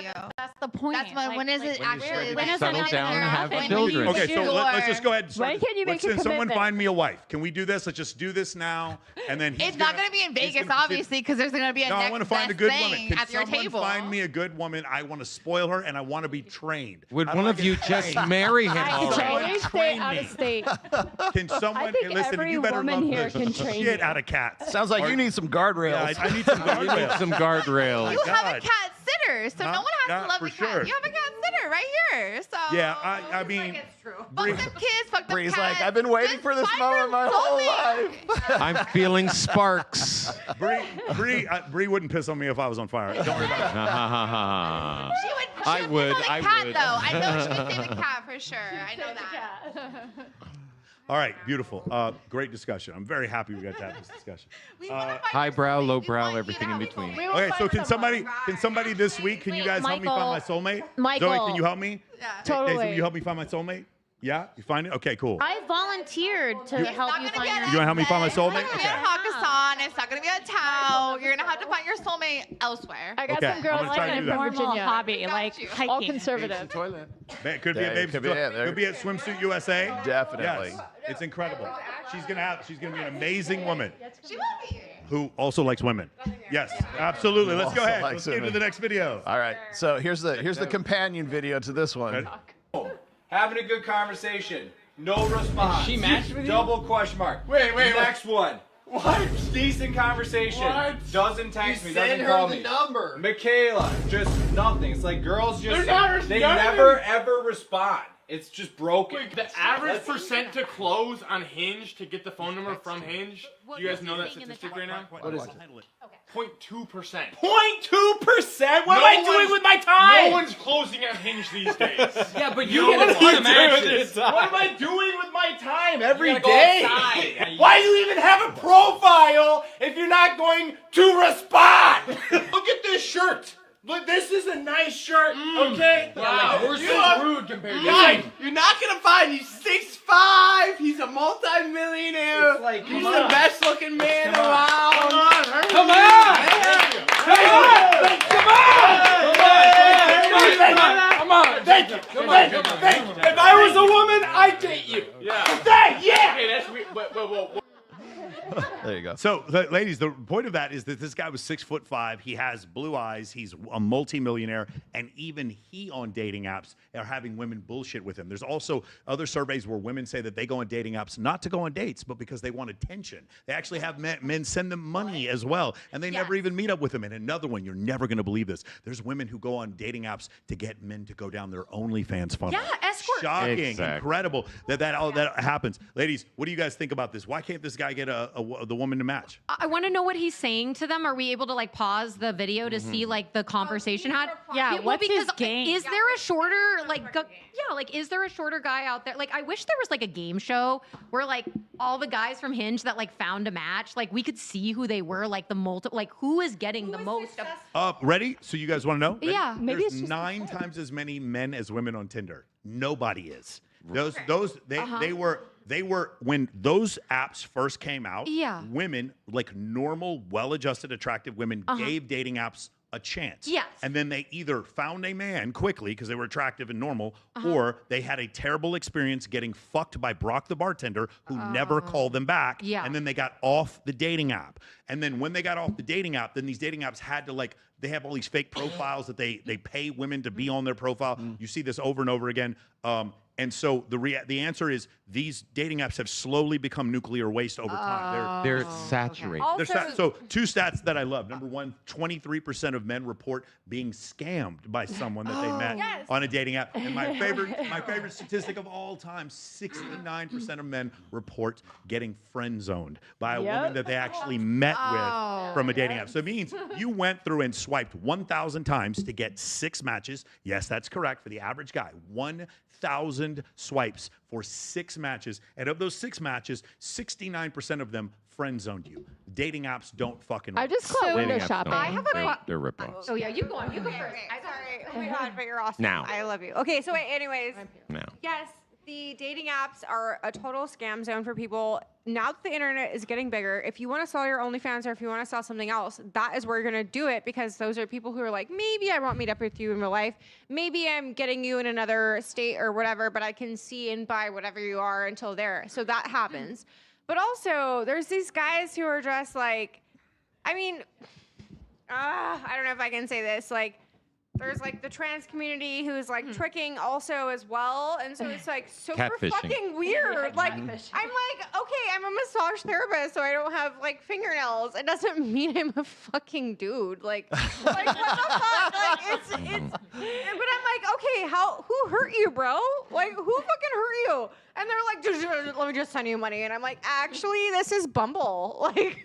We're good. I don't need you to send me like $2,000. I got one more great statistic about dating apps. So this one guy did, I think he looked at something like 700 profiles, and then he looked at the users of the whatever super like it is. So I believe on Hinge it's a rose. I think it's called a super like on Tinder. They have this thing where you pay extra for a mega like, a super like.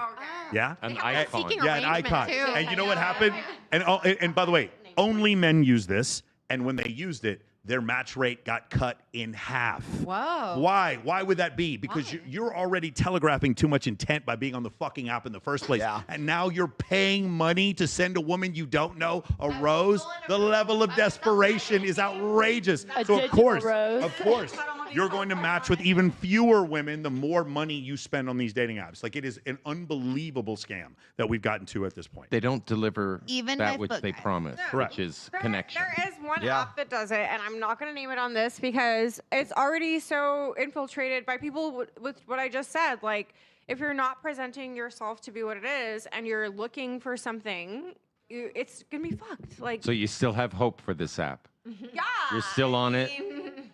Yeah, for sure. Hope to be Okay. married, no, but like hope to expect what I'm expecting, yes. Nice. And I guess that's all you can ask for. All right, here's the companion to the companion video. Yeah, nightclubs are dying, and here's why. I'm gonna hold your hand while I say this. Nobody wants a table anymore. Back in the day when on any given Wednesday, Rihanna and Kim Kardashian could be spotted shaking ass at a table, yeah, that's pretty cool. That definitely had a moment. But now, the bottles, the signs, the sparklers, ugh, boring. In 2024 alone, I partied in 17 different cities around the world. I also work in nightlife as a seasoned PR executive. So when I'm out, I do a lot of looking, I do a lot of field research, I ask a lot of questions. So this is not coming from just one market, this is a worldwide thing. Anyway, the conclusion is nobody's having fun at tables. Everyone is just like sitting there on their phones looking miserable. No one's dancing, no one's having fun. But here's the solution. If clubs just remove tables in the middle section and open that up as a dance floor, win-win. Right now, clubs, especially in LA, are so jam-packed with tables that you can't even mix and mingle. Like if you see a hot guy across the bar, you can't even shoot your shot because there's a bouncer in the way. Tables completely kill the vibe and you can't even go get a drink at the bar. Like it's just killing the revenue for the club. Speaking of bottles, vodka and tequila, like, ew, throw it away. Did y'all know that 67% of Gen Z doesn't even drink? Instead of wasting bottles, promoters should just hand out free drink tickets so that people can at least order what they want. My friend group is about 40 people and none of us have the exact same go-to drink. It just doesn't make sense for all of us to waste money on buying a bottle. We're on the subject of different drinks. If Gen Z isn't drinking, that's fine and cute. I love that. Have mocktails. Like you guys should be having non-alcoholic drink options in the bar and give the freedom to your bartenders to create really cute. Well, the reason they're not drinking is because they're simply not going out. So, yeah. Any ladies have any comments to this? Because this is something I've been saying pretty much every episode. So I worked in hospitality in New York with One Oak and Avenue and all your big New York clubs. And after COVID, it just was done. Everything closed down. People aren't spending money on bottles. Nobody's going out like they used to. Like there's no hot people at the club anymore to even want to go out to like meet people. It's just like slim pickings, you know. Everyone just kind of looks like. Me and Eric were at the club last night, and I don't know what you're insinuating right now. Just like, I mean, it's. I think most people just don't go out like that anymore, and the money. And Let's ask some other people. Katerina, what do you go out less since COVID? Truthfully, I just go out less because I spent my entire 20s in nightclubs, Yeah. and so I literally just do not care to go out to nightclubs. Nor is there anybody that, no offense, like. That I typically find interesting in a nightclub. Sure. Makes sense. Bree, what about you? You're in a nightclub with me 3 nights a week. So what do you think about this? I mean, I do think I don't know that she's making it like a social issue. I think it's just like an economic issue. Like people are waking up to the fact that I agree. You're stupid for going into the club. And Yeah, buying. I don't think that's the case. What I think has happened is women stopped going to the club, and because of that, men don't spend as much to go anymore. Yeah. That's what's happening. Yeah. And if you go, but in certain cities like in Vegas and there's other places, because like LA is another great example. LA cannibalized its own nightlife. What they did was they kept putting tables in the venues. Tables, but when you buy a table, you get to pick who comes to your table. Guys pay for tables, women don't. If you're trying to solve for most revenue per square foot, you have men at your club. And so you'd go out to these places in LA and it was tons of dudes. And you see it even a little bit here in Vegas where the dance floor is just nothing but dudes. And so what's happened is because these places are still making money by selling tables, they're going to keep up with this platform. And like even when we were out last night at Omnia, like it wasn't, I remember 10 years ago, there being more girls than guys at a nightclub. That day is over now. Wow. And it partially is because of Instagram and what happened with COVID. Changes city to city. I've been around the world. And they're It's gonna different wait everywhere. till R&B night tonight on Wednesday. Like There still will. I guarantee you, any venue you go tonight, there will be more men than women. Vegas now. You know what I would go to for sure? Like, I don't know if it exists, but I've heard kind of about these. They're starting to do like brunch stuff, and like I would totally go to a library that serves alcohol and then see a guy A library shows up in my that, yes, book exactly. We'll do Is it like the singles I think so. I would be down for Barnes and Noble and a cocktail. The solution is what we do in Men of Action, which is we create events like Babes in Toyland and like Teatro, where there's more girls than guys, and only certain guys come, and it's a charity event. And so because we do that, everybody has a lot more fun. But we have to create those events. Right. There is no like Maxim Hot 100 coming up. There's no more Playboy Mansion where there was way more girls than guys. That's gone now. And so that model doesn't exist. And so that's the thing is like when you go out in regular venues or regular nightclubs or dive bars, everywhere I've gone, it's way more men than women now. And you'd think men would stop going out too, but men are desperate. They can't stop going out. So now it's like the proportion of men at these venues is growing even more. Next time you go out to a nightclub here in Vegas, just look around and just notice what I'm saying. Now, I'm not saying it's better in Vegas than it is in most cities. Even with a concert? Like, even with a concert? So a concert is different. A concert is an event. But then the you minimums absolutely, go up. oh my God, if we go to Blink 182 concert, there's tons of girls at that. Okay. And if we're on stage at Excess for Chainsmokers, it's nothing but girls. What about DJs? Huh? What about like Stevie Aoki or something like Again, that? but like, it depends. There's GA, mostly dudes. The attractive women, there's actually guys in the nightclub called Girl Guys, and they go find attractive women in GA and then pull them to tables. But the issue now is that we have 5 clubs open every night, so those pretty girls will be at a different club. They don't go out. Like really attractive women get so much more validation from social media. They don't need to go out as much. So you have to create a reason for them to go out. It's a breast cancer awareness, animal rescue charity. It's Top Golf for a birthday. It's Toca Madera. It's Poppy Steak. It's something like that to get the band together to where she feels like she's missing out. She doesn't feel like she's missing out on a comp bottle anymore. That is not the feeling that she gets. She'll go out for a birthday and she'll go out for different stuff like that. That's why I say vanity, guilt, and FOMO are the ways that you get people to go out. But that's the solution to the problem, because right now, if you go, like I've talked to several people, as of like the last, say, 2 years, LA nightlife is no more. You will meet more attractive women in Wichita, Kansas than you will in Los Angeles right now. It is over. It doesn't mean there aren't attractive women in LA. If you go to Catch on a Friday night, there's tons of attractive girls. There's attractive women at movie premieres. There's still attractive women at places, but nightlife has just been getting mollywopped all over the country because it's not a good offer for women anymore. They're done with, they don't need to come to your table and get fed cocaine to go fuck your client anymore. They don't want to do that. They've moved on. They've had enough of it. And so because of that, that's why creating events is the reason why you're able, like again, you were there at Tao for the costume competition, 5,000. There were more girls than guys at the costume competition. There were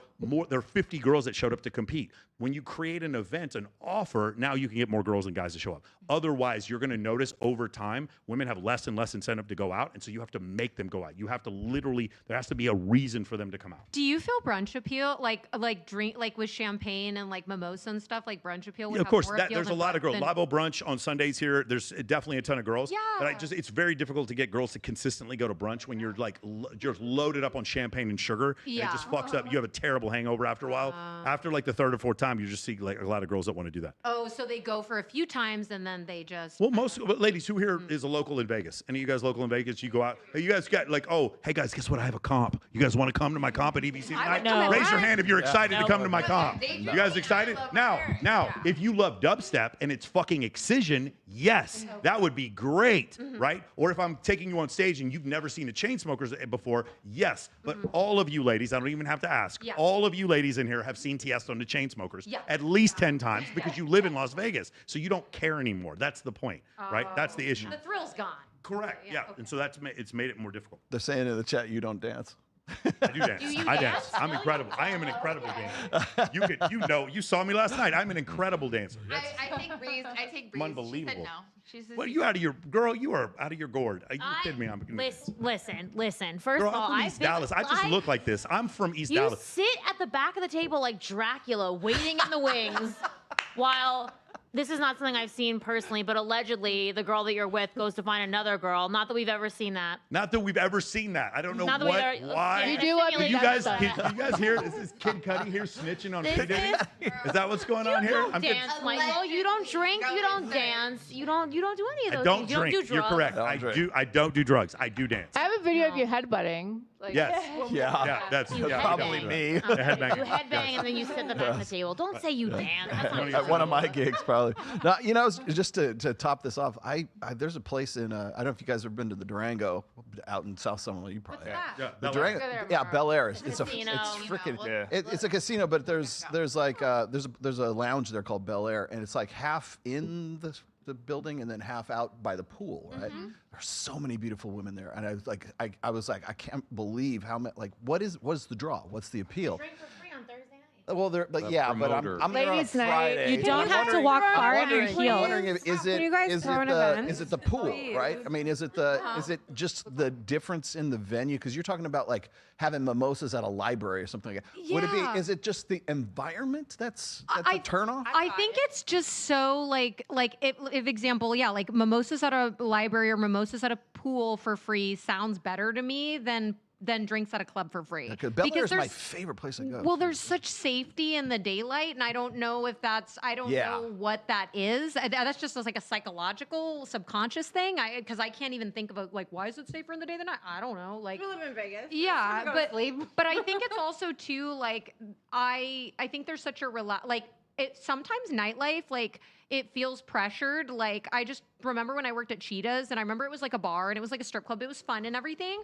but there was so much pressure to like be perfect at night and stuff. But then in the day you're just lounging, you're being yourself. I remember I would go to like day parties at SDSU when I was like in high school. Bad, but I shouldn't have. But I remember it feeling good. Like SDSU we didn't. We I Now will we say that- understand your career choices. We get Correct. it. Correct. You were in high school going to yes, but I San Diego didn't. State University. I Go will ask say this: Tex. I was wrong for doing that because me and my little sister would go. We were friends with the guys, but we did not reveal our ages until like literally they knew us for a couple of years. And like, holy fuck, like what the hell? Like you didn't like we just didn't tell them. This And- is why if I have kids, I wouldn't raise them in Vegas. All right, cool. Yeah. Do you want to get to But there's like a You guys need comfort to in throw the day. another model event, like or something. Yes, that's what we're doing. That's why we're doing Cool. like for Vegas Swim Week, the 14th through the 18th here in Vegas. There will be more girls than guys at every event. Okay. But you have to create. You have to create something. walk the That's how it works now. line. You must create. That's why like Yes. having an understanding of either bringing girls to an event or throwing your own events is so overpowered right Daytime now. is really special. I've noticed there's something about champagne and breakfast in the day. Like there's something comforting about that. Got it. Hold on. Let's Yeah, I was gonna say like that. I think that the pool venue is they do a lot of different stuff. They have like live music there sometimes. Yeah. Then they'll do like a luau, and then they'll do something else. Like I mean, they'll have DJ music there, of course, too. But it's not like blaring ass It's loud. not intimidating, and I Yeah. remember You it was can so talk loud to at these clubs, you people couldn't even and have hear a them. You conversation. can hear Say people. something positive That's to like the a whole women's. thing. Wait, go ahead. Like women's like show up with your body. Like okay, so Yeah, as I mean, you the do have to old- show your body off. No. Okay, no. Show up with your body though. And like as the internet has been opening up, I found that the most successful people and the most people that have the most followers are the most comfortable in their body. So let's just show it because there's been a million of us all over line. Like show up and do your thing and be yourself and like let's just blow Being it up, confident is like the most bro. sexiest thing. You know, just say Let me get to these super chats right quick. Brandon says, "Why does it feel like I have to move heaven and earth to grow my Instagram, but TikTok feels easier?" Because it's new. It is. Because TikTok's still in their they're in organic phase, and Instagram has gotten to the point where they can't get any more users, so they're just selling. They're selling your traffic. It's to pay other to people. pay. And also 85% of consumer spending is done by females. If you make content that upset women, you are not going to grow on Instagram. It's just a matter of function. Yeah, and if you're a They can't- woman that doesn't have a majority of female followers, like companies don't want to sign to you. And I remember there was this one manager, she was like, "Oh, good thing you have 65% women following you." And I was like, what does that mean? She was like, "That means that I'm going to look at you." And I was like, "What?" And I was like, I didn't end up going with her, but she said there was a thing if you're a woman and you don't have over 60% of women following you, she said your account is like many people are like your account just isn't valid or something. it's just if you're a woman though, but not so much a man, but it's just maybe you like people won't buy from you. I don't know, but that's what why she we said. dance. Yeah. You can dance Yeah. if you want to. Rational Redneck, is all this talk from women about healing just an excuse for bad behavior when they're young, and claiming to be healed is just a way to rationalize changing their behavior as they got or they Let get me help you, older? ladies. I don't think women need a reason Yes. to change their behavior.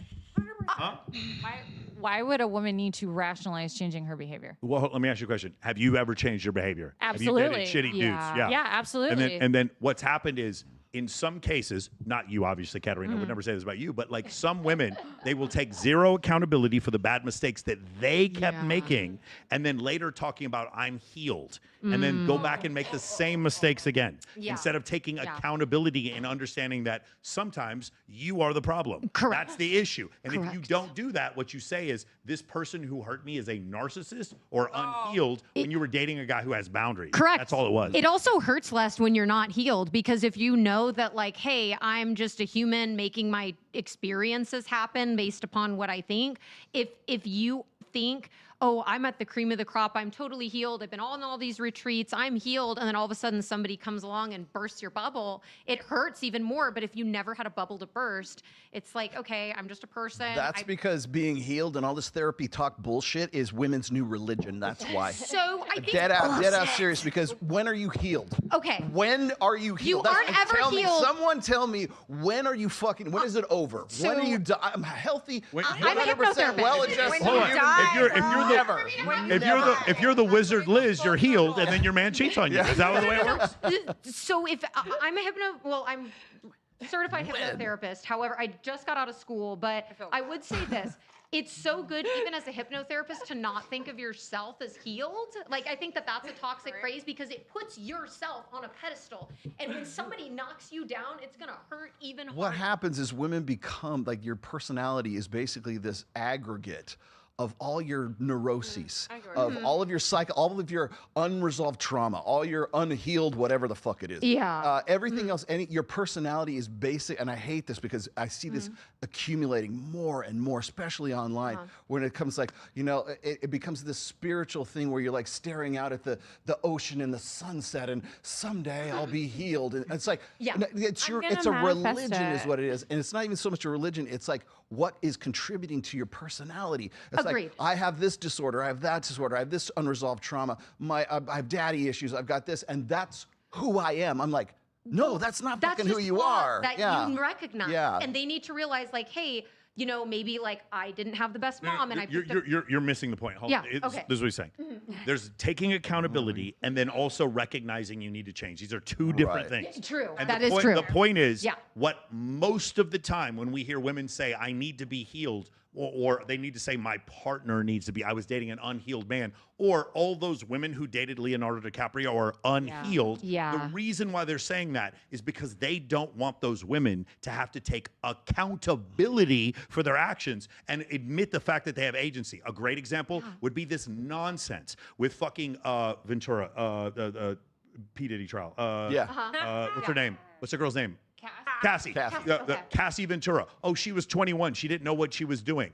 Do you understand? It's like she was unhealed. No, Cassie Ventura. I knew at 21 years old I did not want to be pissed on. I knew full well I did not need anyone taking a doo-doo on me at 21 years old, and I didn't need to hire prostitutes to have sex with my friends. I knew that full well. I was stupid as shit at 21, but I wasn't that stupid, and I knew that. So what do we do? What do we do? Oh my God, Cassie and her husband are so strong. No, she was a horrible person for what she did. Not a horrible person. She can find absolution, but what she did at the time was horrible, and we're doing everything we can other than holding her accountable, and we're talking about her being healed. No, what she did was a felony, and she should be put on trial along with Puff Daddy. So there's almost like this denial of agency. In a sense, I've noticed that. So I will say this. I'm gonna mention this because there's something similar that I can kind of, I don't know the full situation, so I'm gonna just look as an outsider. But I remember when I was young, I was obsessed with Marilyn Manson, obsessed to the point where every magazine that Marilyn Manson was in, I would buy it. I was obsessed with Evan Rachel Wood and Marilyn Manson's relationship because obviously I was a teenage girl. They're into weird things, whatever. But I was obsessed with that relationship. I read every article, and in those articles, that woman did say this was a healthy relationship. And so, like, how could you tell me that as a 16-year-old fucking girl that was healthy, and you come out later and not say that? How dare you? I was like idolizing that shit. So it's like, don't you dare go to a magazine and at 20-something, 21 years old, when you were over the age of 18, and say, oh, this was healthy. When I'm a 16-year-old girl in J14 reading your magazine with you on it, do not say that. That was one thing that I do really So the issue is we take away women's agency when we say these young women are dating these older men. Okay. But Okay, we I have agree. we don't take away their agency when you're 18 years old and you enlist in the U.S. Marine Corps. We don't take away your agency then. We don't take your agency away when you smoke cigarettes, drink alcohol when you're 21. Correct. We don't take your agency away then. But if you vote for Donald Trump, then obviously you're unhealed and you have a fucking mental problem. Like that's what again, it just depends on what you take accountability for your actions. That's all I'm saying. You are in the position that you are in for the most part because of your decisions. So take accountability for those, because if you don't take accountability for them, you can never transgress them. You can never transcend them if you don't admit to them. That's the issue. Remember what I said before? I don't care about bad behavior. I don't care if you sleep with 1,000 men. What I care about is that you're not a hypocrite. Correct. And also that's false advertising in a sense where don't say that you're happy and things are healthy and things are perfect. And I understand there's a social societal pressure. I do understand that as an adult, but as a teenager, adults need to know if you are over the 18 mark, you need to understand that there are other teenagers that you might not even think are looking at you, and they're looking at you and idolizing you, and they will remember shit like that the rest of their life. I personally just don't like. You want to go right I now? personally don't like focusing on the fact that somehow magically when somebody turns 18, they're so much older and wiser and brighter and smarter, and just because 3 years have gone by, they magically should know everything about the world. They should know everything, but they are legally. They need to know with great power. You're still a kid at 18. Great I responsibility. am in my mid-30s, and holy fuck, the person I was at 18 was pretty similar to the person I was at 21. If someone runs a illegal. crypto 100%. scam, someone runs a crypto scam on you at 18, they still need to go to jail. That's the difference. I'm not saying that they aren't stupid. What I'm saying what they did still need to go- exactly Cassie do here? Because that I'm out of my element. I have chosen to stay away from the whole she- thing because of she- the atrocious things. yeah, she re- but from what I've heard is that she is the victim. So I don't know what she has done. She is the victim and the perpetrator of other people's victimhood as well. She was a willing participant for years, had multiple chances to leave, and chose to continue to facilitate these freak-offs where she was hiring prostitutes and having sex with the male prostitutes. But what was held, was something held Allegedly. over her head that forced her to stay? Because people said that Diddy owned her. She wanted. That's what I She heard, wanted to be that famous. Diddy Yeah, owned no. her. She wanted to be famous. She cheated on her boyfriend to be famous. That's what he had over her. It made her mattered You're not more gonna to. bring up the extortion. The fact he tried to have people killed. He extorted Or her he mother extorted and her mother for In the $10,000. beginning, he didn't do that in the beginning. In fact, you should read. You should. No one can hear you. You should have a microphone. No one can hear you. So the abuse escalated over the years. Again, and your argument you- is like you're missing my point. I feel like I understand the larger point you're trying to make here, but I don't think this is the hill you want to die on. Yes, 100%. Listen, Puff Daddy is a terrible person. I'm not saying that. The idea that Cassie is the good person and the only victim here is ridiculous. She is definitely a victim of what Puff Daddy did. My point is the idea that she is absolved of her accountability because she's 21 is ridiculous and would not happen if Cassie were a man. That is my point. That's utterly ridiculous. She cheated on her man and she put herself in that situation. She didn't have to put herself in that situation because she wanted to be famous, because she wanted to have an album produced, and she did. She got one album produced, and then he never did anything else. But this idea, again, what Puff Daddy did was terrible, but this idea that Cassie Ventura should not be held accountable is absurd. She should be held just as accountable. But because she turned state's evidence, because she was a witness for the prosecution, then she's not held accountable. All right, let me Actually, whip it's through because the these. prosecutionist was actually the Epstein files. There you go. That's what it lady. is. That was the whole problem. Okay. They all Never went gonna to get through. school I was gonna together. say, I'm not a conspiracy theorist. Okay, You can literally look this up. let me just lightning They're round. all Let me gonna get lightning away round with these. both their lists. My little life is And also, if you want to talk about accountability, like when the first time I was a stripper, I went to this club and I thought I was just going to do normal stripping. I got padlocked in a door room and a transvestite came in who looked like a construction place, and he was reading me a story.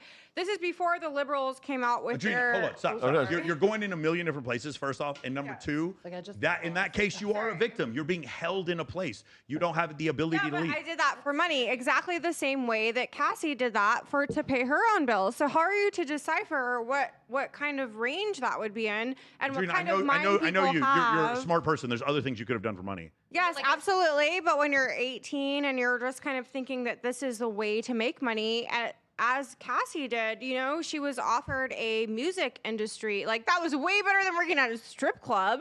And I got that kind of treatment. So imagine what she got introduced to at a higher level. Again, so what you're But I'm telling not me is agreeing with you. because she was tempted by a better offer, therefore she's not accountable. Yeah, everybody that's born I in this disagree with world you. I wants think a she's good still accountable. life. Every Seek single good person role that's models. born Yes, in this exactly. life right. is Yeah. going to seek out the best way that they can provide for themselves. And I don't think that that is I don't think that's the best way that thing. she could have provided for herself. I think there are better ways that she could have provided. Yeah, she could have worked at Starbucks. No, she could been also worked at work hard Hooters. and become Start her own business. Start her own business, get into SEO. Made She could have become $8.25 an a hour nurse. in this Digital inflation, product. You can't keep going back to Digital this whole products. thing. She didn't have an option. She had an option. She could have done other things. we could have been Because poor. the ridiculous We could have part been is like, poor. as a man, I didn't have that option. Nobody was trying to get me to go do that shit. I had to work hard. I had to. See, the other reason why I have a hard time with these people not taking accountability is because I had to take accountability for my decisions when I was 21 and nobody gave a fuck or was sitting there trying to say, oh no, he's only 21. No, that wasn't happening for me. I think That wasn't sucking happening dick for me. is kinda taking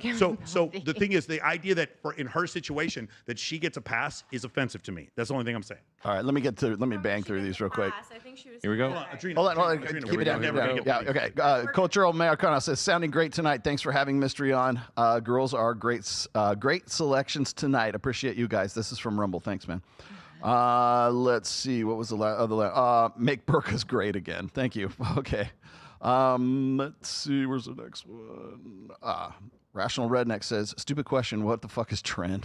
Trend is a very Trenbolone. Just look it up. Yeah, it's a very powerful Scale of steroid. one, It's we very, say very, steroids very on a scale of 1 bad. to Roid trend. rage. Trend is as far as you can go. As far as you go. I have a experience with Zoe's I my dated favorite someone on tonight. Zoe. Simp Siege.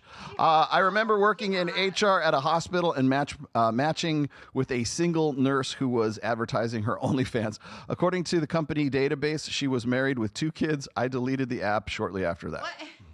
Nice. All right, Rational Redneck again. I just happened to be processing her paperwork when the match happened and recognized her from her employee picture. Okay.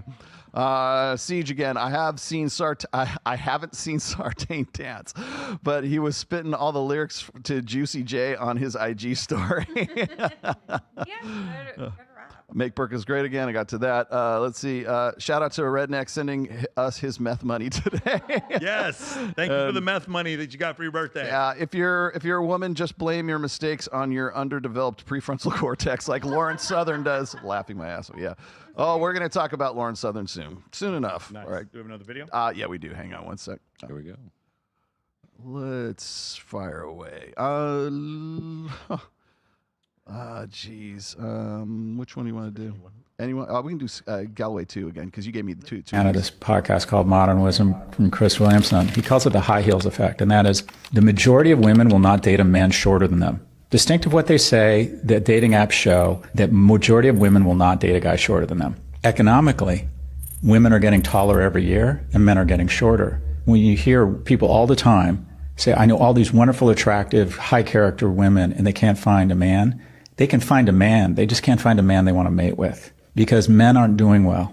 And as a result, there's a mismatch in attraction, and that is the pool of viable mates of horizontal and up for women who are doing well is shrinking because a woman who's a partner at a law firm isn't interested in dating a guy who's a high school dropout and is a mechanic and maybe making $60,000 a year and she's making $600,000 a year. Whereas if a guy's making $600,000 a year and a woman in PR is making $60,000 a year and she's attractive, those are considered viable mates. See, I disagree with that. I think the guy's got to make more money than the chick. Why are you guys in fact, shrinking? statistically I would speaking, give a he's got to make blowjob at to least one of your 60. texts He's got to right be. now. He's got to make at least half again what that woman is making to be a viable mate. So let me fix what I said before. He's a clinical professor of marketing at NYU. So he does deal a lot with economics. The reason why I brought that up is because he is on the he's a liberal. He's a Democrat, very much a supporter of during the Harris campaign. But he said women horizontal and up. Did you hear that part about that? That means a man on that side of the aisle is admitting that hypergamy is real. And this is a debate that we still have with people, this concept of hypergamy. It is real. Well, Rihanna was worth $400 million dating a billionaire. Like women, when they're rich, they want men who are even more rich than they are, right? Does that make sense? If you guys had $1 billion, you want someone, how about you, Daisy? If you make a lot of money, you want someone who makes even more money than you. Daisy, could someone make as much money as you, or do they need to make more money than you? I think they need to make more money. Need to make more money? Yes. So, like, again, are we Corvette more money? Are we a Lamborghini more money? Or are we Bugatti more money?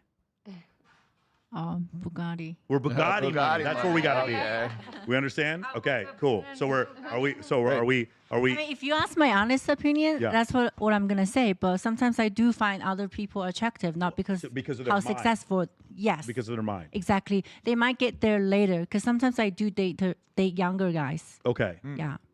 Like I find younger guys attractive, but they're not there yet. You know, but they're smart. You know, they're gonna get there They're later. easier to train when they're younger. You're training them. I'm not gonna train them because like I do not put my energy on other people. But you have. They've been listening to you guys. Yeah. Well, I want to point something out here. Okay, wait, Sean, how tall are you? 6'6". And Mystery, how tall are you? 6'5". Yeah. And how tall are you? I am despite popular opinion. 6 foot and 1/2 inch. 6 foot and 1/2 inch. Okay, so would you guys say? I mean, you're getting married very soon. Would you say that your height has been at least somewhat of an advantage for you with attraction to women? With attraction to women? I don't know the answer. I haven't been short. Is it a since force? I was a Is young it a boy. okay. Is it a force multiplier? Don't know. I don't know. I have a It's only question. been me.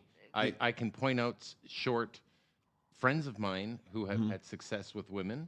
Neil Strauss is an example. He's shorter than his children's mother, for instance. But I only have lived this one life. I've been 6'5" for quite some time. Yeah, I was going to say that my friend Jake, the drummer of my band, he is like 5 foot. I hope I'm getting this right. 5'6". Kills it. He will take your. He will take your. He will take your girl. I mean, there'll always be outliers with height, but I think in general, tall guys have it easier. I think I have it difficult dating shorter girls because they say you're too tall, right?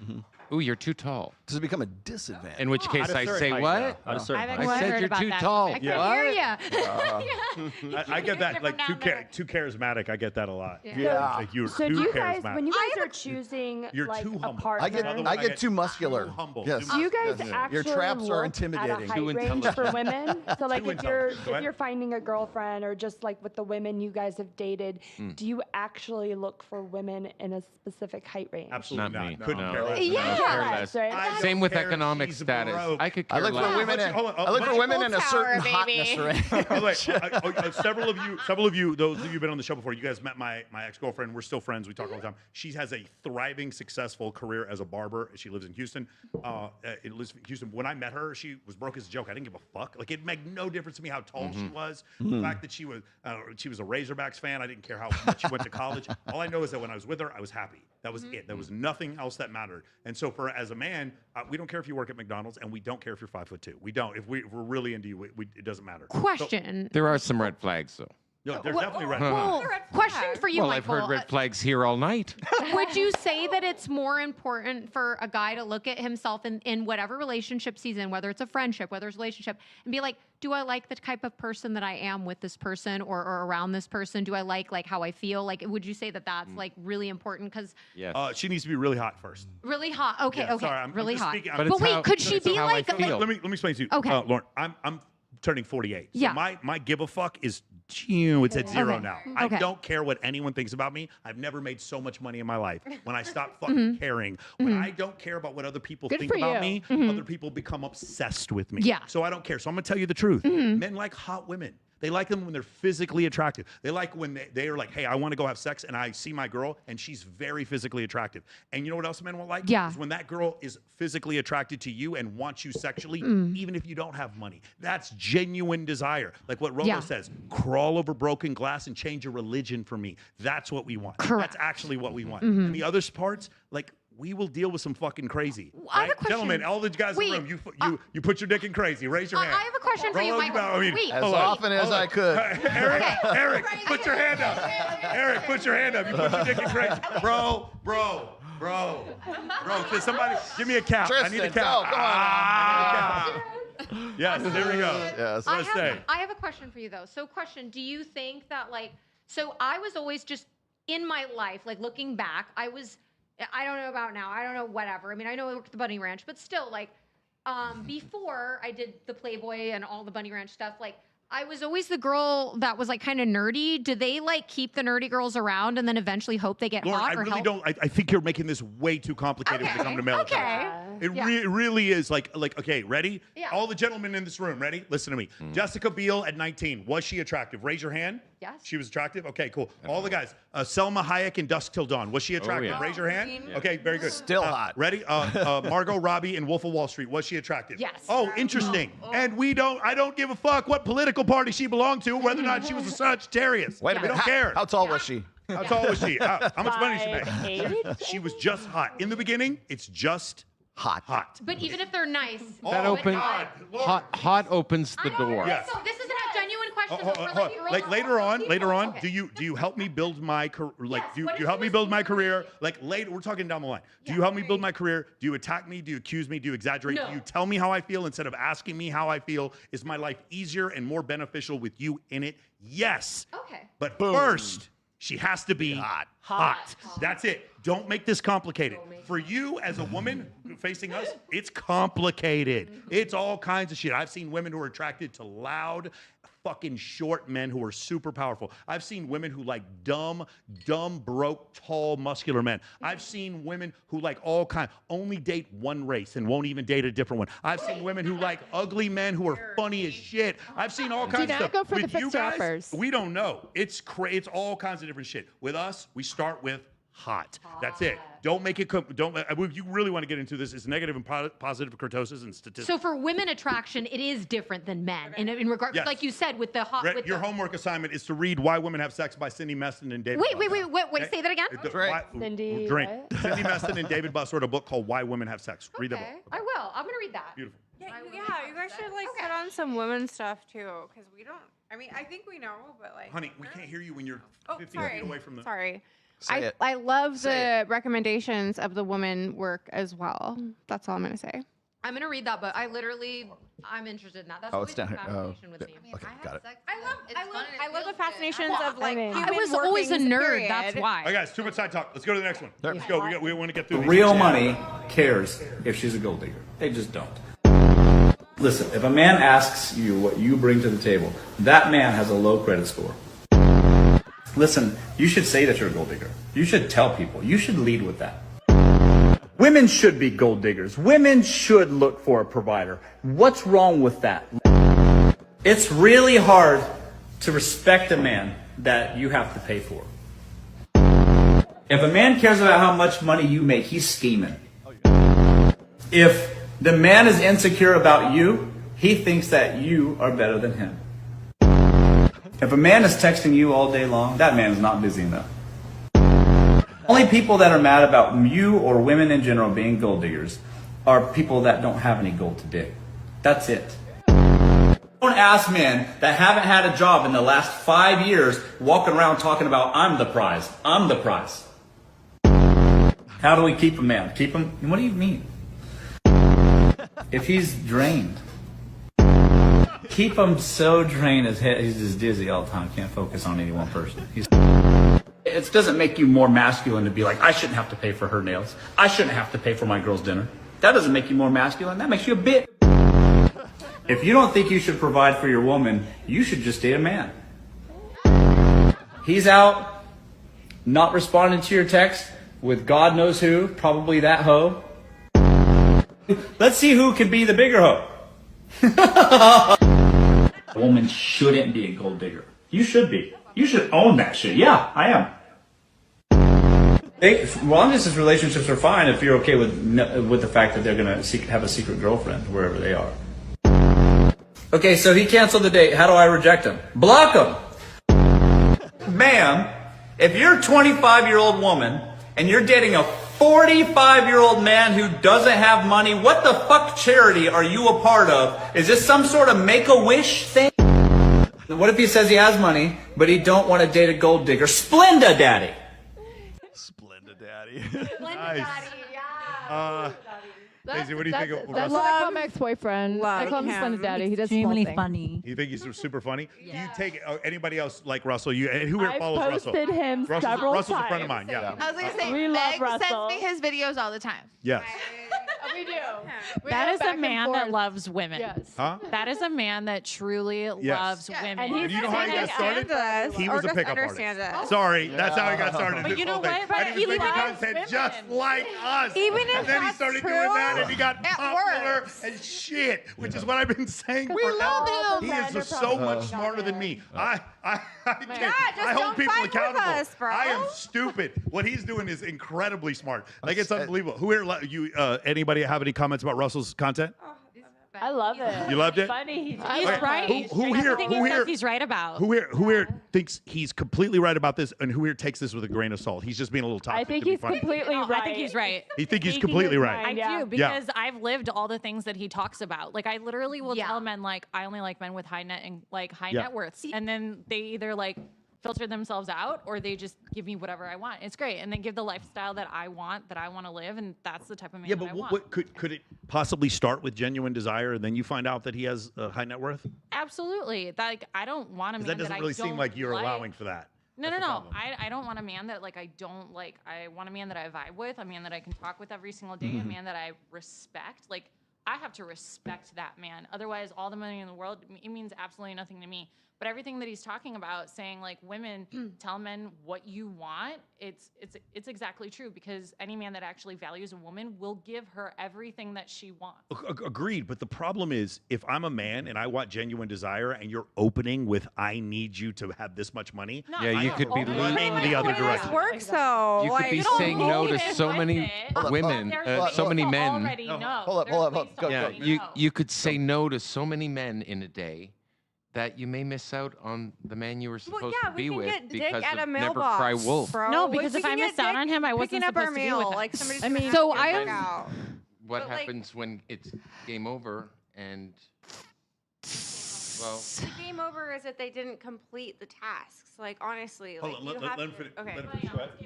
well, yeah, what is game over? There comes a point where a woman can no longer have children if that's what she wants, right? So there is a time limit that is, slowly but, surely ticking.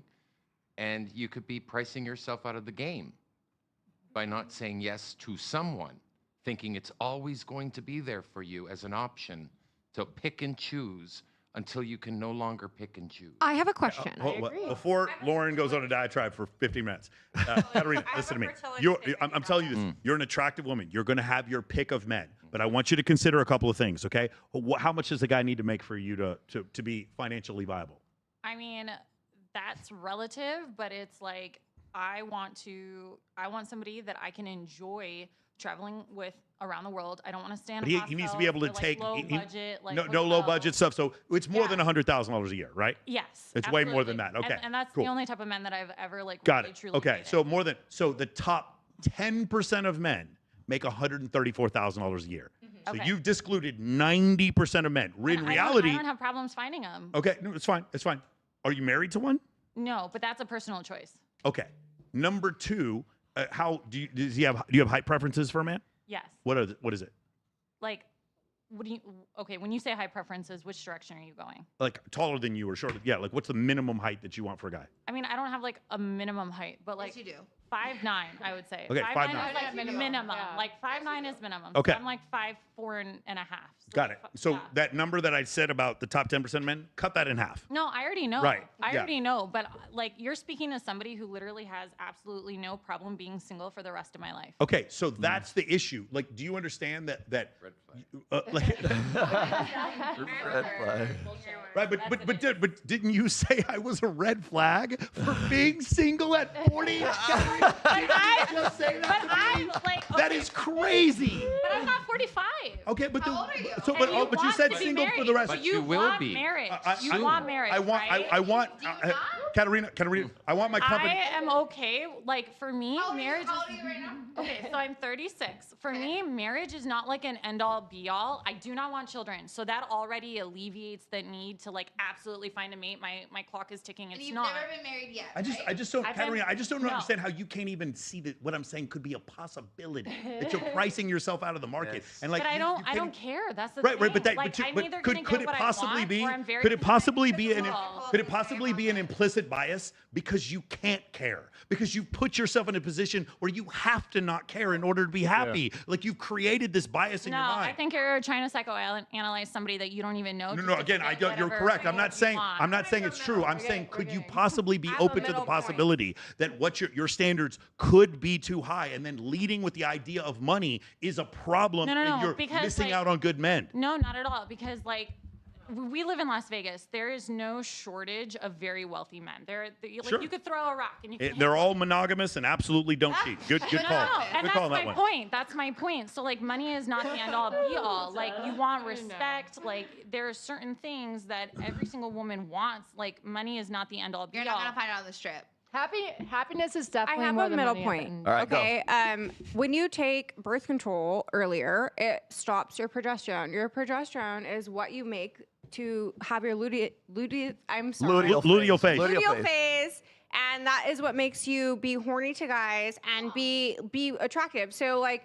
Not attractive. I don't think Katerina has a problem being horny to guys. I don't think that's it. Hold I'm also not on birth control. Listen to everything I say because you guys are talking about science. We're not talking about looks. We're talking about. So these women are sitting here saying like, I don't care about looks. It's how I feel. It's hormones, bro.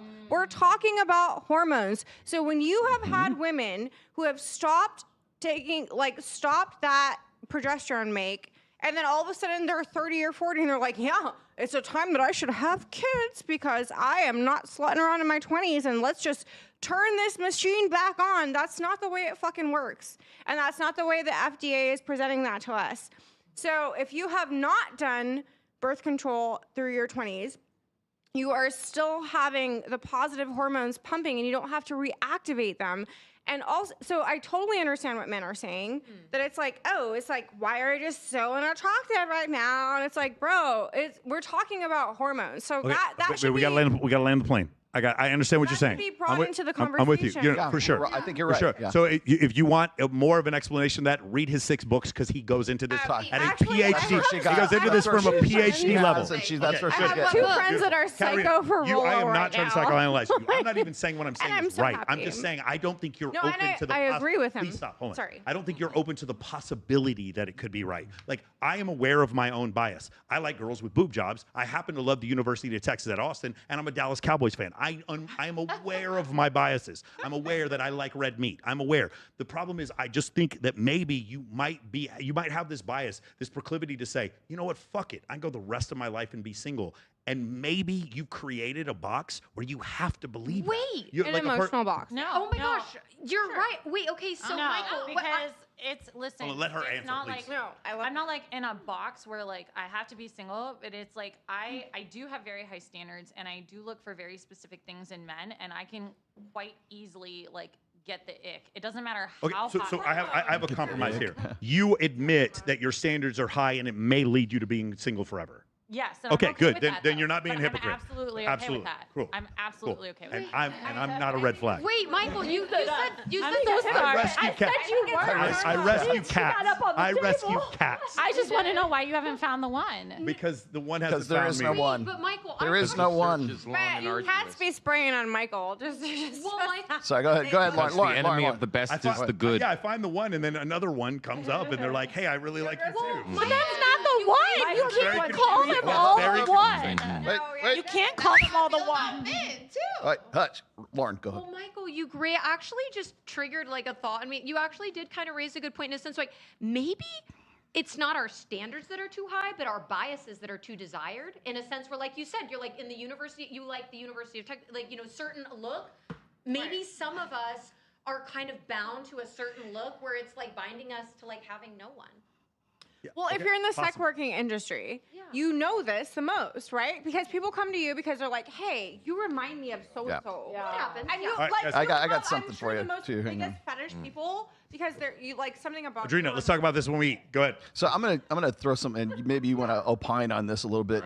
In if you've ever read my first book, and I'm sure you have already, in there I taught there's one of my rules, one of my iron rules of Tomasi is that men believe that women can love them in a certain way. Okay, women love opportunistically, men love idealistically. So whenever we hear somebody say about men has to have all of these qualities, he's got to have this amount of money, he's got to be this tall, he's got to have all these things, he's got to love puppy dogs, my mom has to like him, he has to want to have kids in the future, he's got to have a good job, he's got to be educated from a Harvard, Ivy League, university, whatever the hell it is, whatever the laundry list of prerequisites is. That's ideal mate. I'm only using the term opportunism. I know it has negative connotations, but I'm using it because it's the only term that is really applies to this right here. Once that guy has met maybe 4 or 5 of those, he doesn't have to meet every single one, but he's got to meet the top 4 or 5 of these things. Once he has, that's when women will allow themselves to be emotionally involved in that guy. The other stuff, maybe we can work on that later, but if he's got this, and this, and this are the things that I need, great. That's opportunism. Guys don't fucking get that. That's the problem because men's concept of love is idealistic. They believe that love should matter just for the sake of love. It's like, well, if she doesn't love me this way, or if I have to jump through all these hoops, then it's not love because they think that love should exist just because there's an emotional connection that You're talking about men. Yeah, I'm talking about men in this situation. So they believe in the Cinderella. Is she hot? Is she available? Remember we just hold on. We just talked about this a minute ago. She has to pass the boner test, right? She has to be hot and she has to be available. Once we get past that, everything else is just gravy at that point. 80% of divorces are initiated by women, and that means 20% of men are. Yeah. What's the number one precipitator of divorce? The woman starts to make more money than the guy. That's so what I'm talking about. Not infidelity. It's a good So thing we're then talking I about date we're talking way about 2 different concepts of love. One is opportunistic, one is idealistic. And the problem that guys, you want to know why we have black pill doomers and stuff? Because they're so married to the idea that love is only about the idealistic side of it, whereas women are involved in the opportunistic, and you have to at least have these prerequisites before I will allow myself to have an emotional Well, because there's the connection safety and fall in love. about that. You had a comparison both analogy believers for in mystery. Cinderella. What was it? But if women aren't idealistic, then what is like the whole idea of like I can change him? Like that's like living in a fantasy of opportunistic. That's not black pill on the man side. No. I don't know enough about black pill. So what I'm saying is guys don't. This is why guys will say there's like, especially Western women, they're not feminine. They're not. What do you mean? Submissive. They're not. Okay. So I'm gonna go to the Philippines and I'm gonna find me some nice country girl from the back country, and I'm going to settle down with this nice one who worships the ground I walk on. Because why? Because of the socioeconomic differences that are going on in a third world country as compared to a first world country. Because women's love opportunistically. If I go and I step off the plane in Quezon City, or if I go to Manila or whatever, and I'm walking around there, I'm taller than everybody. All these women want to get with me. Why? Because it's a socioeconomic thing. It's not about the fact that they're submissive and everything else. It's the fact that you are the pimp daddy when you walk off the plane because you just stepped off the plane in a third world country. The other part is that's why passport bros love being the other part is what Mystery was talking about earlier, which is the concept of like those feelings inside of you. Right. You don't know. They're just having the feelings. You're just experiencing life as a woman. You aren't like looking at these things and be like, well, evolutionarily, I want this man who looks like this. Change your mood, not her mind. Experiencing life There's as a a reason woman why means I I'm don't a want human a small being. man, and it's because I want to be with a man who feels like that. I feel like can actually like protect me in a dangerous situation. Why do you think you want that though? Do you think that's your own free will? No, I literally agreed with you just now. Cool. I said it was evolution. Yeah. Yeah, that's the thing. A lot of people. I'm not always combative. Yeah. There are evolutionary things that are, to be honest. There is nothing but evolutionary things. You know what? It's funny There is because no exception to this. If it was 3 years ago, I would have argued, no, it's all about. And I'm like, no, actually, now that I'm looking at it, like being even with that mess, I want to know that if I'm dating a guy, is he going to be able to take care of me when I get sick? Yes, Like, but again, there's the problem is don't think that you came up with that idea. I on your own. didn't. Your ancestors are an unbroken blockchain of DNA that goes back 200,000 years, where every woman successfully reproduced, and they Yeah. did so because they understood men who are stronger, who could protect me and provide for me, and less likely to abandon the child. So I'm starting to understand that now as an adult. I didn't understand that when I was younger at all. I was the one person that was like, oh, I'm gonna just love for love. But I'm like, oh my God, but what if you get sick and fucked and nobody can help you? Like, you want the man to The man will money to leave. help you, at least, like, to take you out of work. That makes sense. Listen,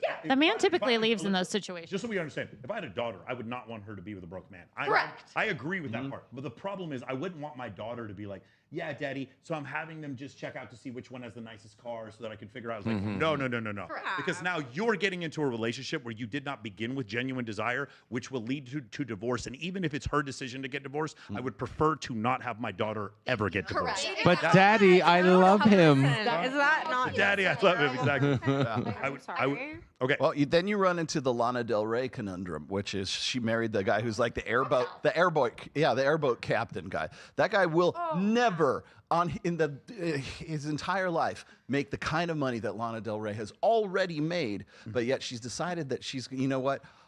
I'm richer than any motherfucker I could ever get with. So is she lowering her standards? Is she lowering her standards by getting with the crocodile guy? I don't Define standards. It depends on like how the guys with money treated her. I would love to know, but obviously we can't know.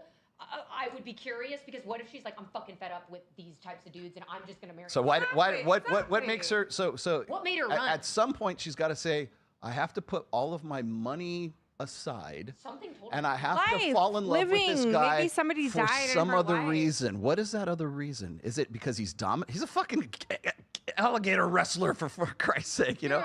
The guy's Honestly, so that's maybe hot. it's the dominance. Maybe there's it's some. because he's dangerous, So- so It's he's not hot. So you get. I think it's hot at all. Wait, a hot alligator wrestler versus That's redneck as fuck, and I don't think it's Okay, hot at all. I'm sure because it's you attractive might. to someone somewhere. I'm not. Yeah, yeah. no, Lana okay, Del wait. Rey thought Can I so. explain, Can I Okay, explain my fucking version of it? Sorry if I said that F word. Okay, so you come from LA and you have guys who are like, we have the sushi that's made for us. And like, it's like everything's made for you. And then you go down to alligator country and he's like, bitch, I be fucking frying up these yellowtails we're on the side of this boat. Like, I mean, this is a totally different, like, competence. No, I've got what she's saying. I've got what You she's got what saying. I'm saying, She's like- saying that she would rather choose a man that can provide, just being out in the wild versus a man that needs to go get sushi down the street. So, Lana like, Del Rey- it's a big difference in a man of what he can provide. Like in an apocalypse, you want the alligator wrestler. You don't want the man in the Lamborghini because he's useless. He's nothing. Yes. Shout out to all the useless men out there. Let's go. Do we have another Let me run these real In an quick. All right, here you go. What is YouTube gonna do for me in the All right, end ladies. of society? Ladies, like, ladies, bro, keep it down, nothing. keep it down, keep it down. Here we go. Shout out to Mystery. Thanks for laying the groundwork. Cheers to that. Thank you, sir. Can the homies come Siege through D, for Rollo? I have all of I have Rollo's Rational Male books. Eric, do you think your Mystery Method book is still good to read? Do you think the game has changed a bit with social media? Well, the game written about in the book, The Game, was about a person doing 12 sets a night. That's the game, 12 sets. So the game is still happening all around the world. People are still doing 12 sets a night, you know, opening 12 groups in one evening, merging the groups, building social proof, and getting to meet a bunch of people and getting some options. That's still happening. Yeah. So that the hasn't changed. methodology might have changed, but the still Well, even the methodology, dynamics. the actual structure of pickup has not changed. Yeah. Right? But the material that fills in the structure, well, that's everybody is a unique person. Like a comedian runs his own unique Well, it used to be. jokes It used to separate be. from other It comedians. used to be that like getting a number close was a metric of success, whereas today it's more like follow me on Instagram. Would you agree? Would you agree with that? Yeah, we don't Is that go something old that's school changed? paper and pen anymore. Right. Right? It's QR code onto WhatsApp or Instagram. And other than that, it's the same game. It's the same game. You're still going out to public Human nature doesn't gatherings, change. interacting with groups of people. Women of beauty are rarely alone. They're usually in groups. So a man has to get used to meeting a woman and her friends instead of fantasizing about meeting a girl all by her onesie, all by herself. I can never be with a guy that isn't social, because if I'm with a guy, they have to be able to get along with my friends and everything. I'm super social. And where there's they a need problem, to go events with me and where there's a everything. problem, she's with her friends. There's an opportunity. Aha, she's with her friends. You can get peer approval. Also, you know, when a girl gets me as her boyfriend, she's not just getting me. She's getting my social circle too. Yeah. Right? Me. My family, friends, loved This ones. motherfucker. Now she gets on stage at XS too. She gets Hio's Omnia. I didn't think about that. That's true. I've never done the guy friend thing. Like, I've never done the guy friend thing. I think that's super rude. Like, there's so many men on this planet. Like, why would you go for your guy's friends? Like, so I'm not getting your social girl, period. And if I want to go and sit down and have some like dinner by myself, and you come and sit down with me, like I'm totally down It's for respect. Like, I've hung out with a guy and then we part our ways, and then his friend hit on me, and I was like, no, sorry. Like, that's disrespectful, listen, you know? You guys are carrying it a little far. Let me give you. Where's my camera? Right here. Let me give you guys some game, okay? One of the people criticize me all the time for having so many female friends. I know every dude in my life who's a snitch. I know every dude in my life who's a backstabbing snitch. And you want to know something else? When these dudes pull off a caper or do whatever, the first thing they do is yap, yap, yap to a woman. Pretty girl, just blah, blah, blah, blah, brag, brag, brag, brag, brag. I'm telling you, I have a network like the CIA. I know every single dude. You're running your mouth behind, and I'm not even mad at you, bro, because I get it. Like, the girls I talk to are really attractive. I totally understand. You're not going to do that well. But like that, trust, there are people watching this right now. You think I don't know? I'm fully aware that you try to holler at my girlfriend every single day. I see the messages. Every one of these girls screenshots, and the best are you guys who use your actual name and face on your OnlyFans account when you're sending money to girls. You've got to stop doing this. These girls are screenshotting it and sending it to me. You've got to stop doing this. So of all the advantages, there are massive advantages to having female friends. One, they introduce you to more women. Two, they get you invited to incredible events. And three, they calibrate you to being around beautiful women. Another great thing is that you always know when dudes are trying to snake you or stab you in the back. So messy on OnlyFans. Like, it's like, hey, I just saw you in Dubai here, and you're not here on your only. It's like, bitch, I'm a fake personality. Oh, okay, like, stop. You're ruining it for everyone. You're ruining it for all the. Hey, there's wait, hold on, wait, stop. There's no one on OnlyFans who's a fake account. Those are all real people you're talking to. I don't know what you're talking about. I know that, but like, if I Adrena, stop. You don't want to go any further down the road. All right, let me round this real quick. Women don't care about anyone but themselves. Let them ruin their lives. That's black pill. That's black pill for you. That's black. Do we have one last video? Sure, we got one. You want something funny? Yes, very funny. You want some? Oh boy, hold on a second. I got a good one for you. You already messed me up here. Here we go. All right, ladies, watch this one. Here we go. Listen. White cock or black cock is right for you. Let's talk about it. It's important to know that both will get the job done. But depending on your needs and what you need to fill, one is definitely better than the other. In my case, I will be choosing the black cock for the front. If you are working with a large gap or hole, you will see that this is going to work beautifully. Now for the back door, my preference is a white cock. As you can see here, the slit that I need to fill is much smaller. Now I know some of you may be thinking it's a little excessive to have two different cocks to get the job done, but I am all about the max efficiency in the shortest amount of time. It's also important to have the right size tip for the hole that you need to fill. Even if your cock is well used and pretty beat up like this one, don't worry, it will still work. Now the black cock is fairly new to me, but I did decide to go with a larger tip due to the size of the hole that I am working with today. You're going to want to hold it firmly and apply light pressure to the tip, and then gently rub it into the crease or hole that you are wanting to fill. It can be a little nerve-wracking at first, but don't be afraid to really get in there. And really work it into the area, as any excess mess can be cleaned up at a later time. Once you have filled the hole, you're going to want to take your finger and gently rub along everywhere you have put the cock. I advise that you use a glove for protection. Fortunately, I didn't have one handy and I was eager to get the job done, so I went ahead and went without. Not afraid, I think this gives a very smooth finish. Pro tip, you're always going to want to keep a rag around if you're not using a glove, just to clean the excess mess off of your hands. Sometimes it gets a little sticky when it gets hard. Now that it is hard, I am very satisfied with the result. Yes, you guys. What? Any ladies have any thoughts on I this? think she'd be mad if we didn't get her Starbucks order correctly. Interesting. She thinks, yeah, interesting. What do you think? What did you think about this? About what? Daisy, what did you think about? I did not understand. Black Well, cock? she It was was trying to black figure out cock whether or or- not you should use black cock or white cock to fill in a hole.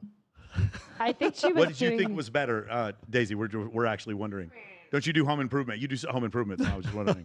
Yeah, black cock or white cock? Black cock or white cock? That's what we're asking. That's the question. She said she tried I- white cock in the back because it was a smaller. I hole. haven't tried any of that. So. You haven't tried any of that. You're a virgin. Yeah, awesome. There you go. Congratulations. I think she's Put a mad at 3 her in the chat if you believe she's a virgin. Hey, Jen, what do you think? What? No? Black cock or white cock? Huh? I was like, I think she's mad at her boyfriend talking about cocks and which one's better and gets the job done, you know?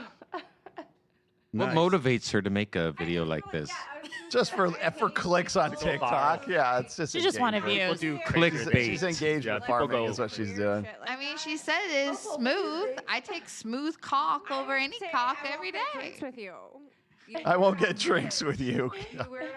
I have Go cock your fucking shower. Let's put this one up. Might here. hurt, but if a guy only Tell us what treats you you really like a think. friend, it's because he thinks you're unattractive. Here's the proof. Back when I didn't take care of myself, didn't work out, and had a funny-looking nose, my guy friends treated me like one of the boys. I could share a bed with them and they wouldn't even try anything. We could drink all night and there was zero tension. Seriously, nothing. But as soon as I started taking care of myself and got pretty, those same guys who treated me like a sister started looking at me like I was a walking chocolate bar. Anytime we drink now, one of them gets all flirty. If we share a room, they try to make physical contact. Now I have to put pillows between us and be on guard. To me, this is just a law of life. If a guy only treats you like a friend, it's either A, he grew up with you and sees you like a sister, or B, he just doesn't find you attractive. Now, in my opinion, being seen as a snack and drooled over sucks, but being seen as one of the guys is even worse. It feels awful. If you want to be more desired, I recommend taking care of yourself and changing your habits by reading Atomic Habits. In this video on my profile, I'll show you how to download it for free. I agree with this because beautiful. I was that girl. And what was She said A, the guy grew up with you, or B, he doesn't find you attractive. There's also C. You know what C is? What? What's C? C might be he has enough women in his life and he can't possibly talk to all of them. He manages a strip club. He works at the Playboy Mansion. Yeah. He doesn't like, or he has Are you a show. talking about yourself? Or he has a show. I don't know why you would say that, Daisy. That's crazy. Or he has a show where he has 12 women on every week. He gets to the point where it's like, I Correct. couldn't, but like, he doesn't have enough attraction in his body left for all the women that are around him. You're and right. So he treats everyone like a bro. You're That's right. what he does. Oh, wait, he treats everyone like I a bro? treats everyone like a bro. Some guy, I'm talking about a hypothetical dude. And if Oh. you have enough abundance with women, you can. And the thing that also happens is that if you've been with a lot of beautiful women, obviously I'm talking about mystery, not me. If you've been with a lot of beautiful women, you start to find very, very, very few women attractive. Like 99% of women. Yeah, 99% of women you don't find attractive. So much more particular. Yes, and it's very easy when you find 99% of women not to be unattractive, but they're just not your type. When you get to that point, it's very easy to be friends with lots of women. And so that's why I've said this before. When you ladies are in a relationship, Yeah. it's not your guy friends I'm worried about. It's not the guy friends, because guy friends hit on you. It's your guy friends who don't hit on you that I'm worried about. wait, That- Wait, what? No, Wait. Oh, no, no, I'm talking about the What do you guy mean by friends that? who have so much sexual abundance I that see. they literally don't even hit on the girl. And all the girl is seeing, your girl is seeing, is other women attracted to that dude while he's not hitting on her. Yeah. That is the position of power. Go ahead. What were you saying, Yeah. Katarina? Oh no, I was saying I didn't understand your point, but you elaborated. Yeah, for sure. Anybody else? Okay, so I have a really good friend who I turned on to Rolo, and he loves you, right? But he. Well, I thought we were really good friends. No. I turned him on to both of you. He fell in love with Rolo's ideology or whatever. So he's been watching it for like months. And he texted me and he's just like, I don't know if we can be friends because Rolo says that your guy friends like want to fuck you and we were old roommates. And he got into like this whole conundrum in his fucking head. And I'm like, we didn't like. First of all, we didn't fuck, but like if we did, it's not a big deal. But then like I don't know why he was trying to define it so much, and it's because he was like not really following your full course, and he just took like a piece of it. So if anything that I'm saying from this, what I'm saying is like to really follow through with what these guys are saying and doing. both of them. Yeah, all the toxic shit. Because, Follow us. because you're gonna Toxic get a masculinity. Piece of it, Follow us. And you're gonna sound so stupid. And I'm like, he's like, but you're my friend, and you turned me on to this guy, and he's saying I can't have girlfriends, and I'm just like, Got what it. the fuck are you you're talking beautiful. about? Adrena, you're my buddy. You are my buddy. No, Okay. my point is to follow the whole course through. Thank you. It's like- Appreciate it. Yeah, Okay, so sorry. let me make it really simple, guys. You don't want women to friend zone you. You want to friend zone women. Those are two different things. phenomena. For years, men did not understand this. When you friend zone women, those women introduce you to more women. It's Yes. an incredible phenomenon. When you friend zone women who've never been friend zoned before, they start to wonder how the fuck this guy is not hitting on them, and they start hitting on you. It's an unbelievable phenomenon, Yep. and it's documented in scientific research called mate choice copying in humans, and a Lucy Hill study that showed that as men and women knew each other for 9 months, and the guy put the girl in the friend zone, a girl who the correlation of attractiveness was 0, meaning a guy who's a 5 was dating a girl who's a 10. That's what happens. So the science even backs it up. When you friend zone women, it's all good. When you get friend zoned by women, that means you shoot your shot and you are lower status. And she doesn't even, it's actually a huge insult because what she's saying is your genetics are not worth even being passed on into the next generation. So that's why friend zoning is so bad. That's why they most say guys men would and rather women get cheated on than That's why they friend get zoned. offended. Wait, I have a question. Go ahead. For the men in the room, All right. would you say that a woman, okay, like that girl's scenario that she had, because I've been that girl, would you say that the attraction is higher for a girl that they knew that they thought was ugly, friend zone, and all of a sudden she becomes hot? Would you say the attraction is higher for that girl? Or is she equal to the hot girl that they meet? Or like, are they like, oh my God, I saw you like from when you were like kind of broken down and now you kind of like blossomed. Like, do they get attracted off of that or what's up with that?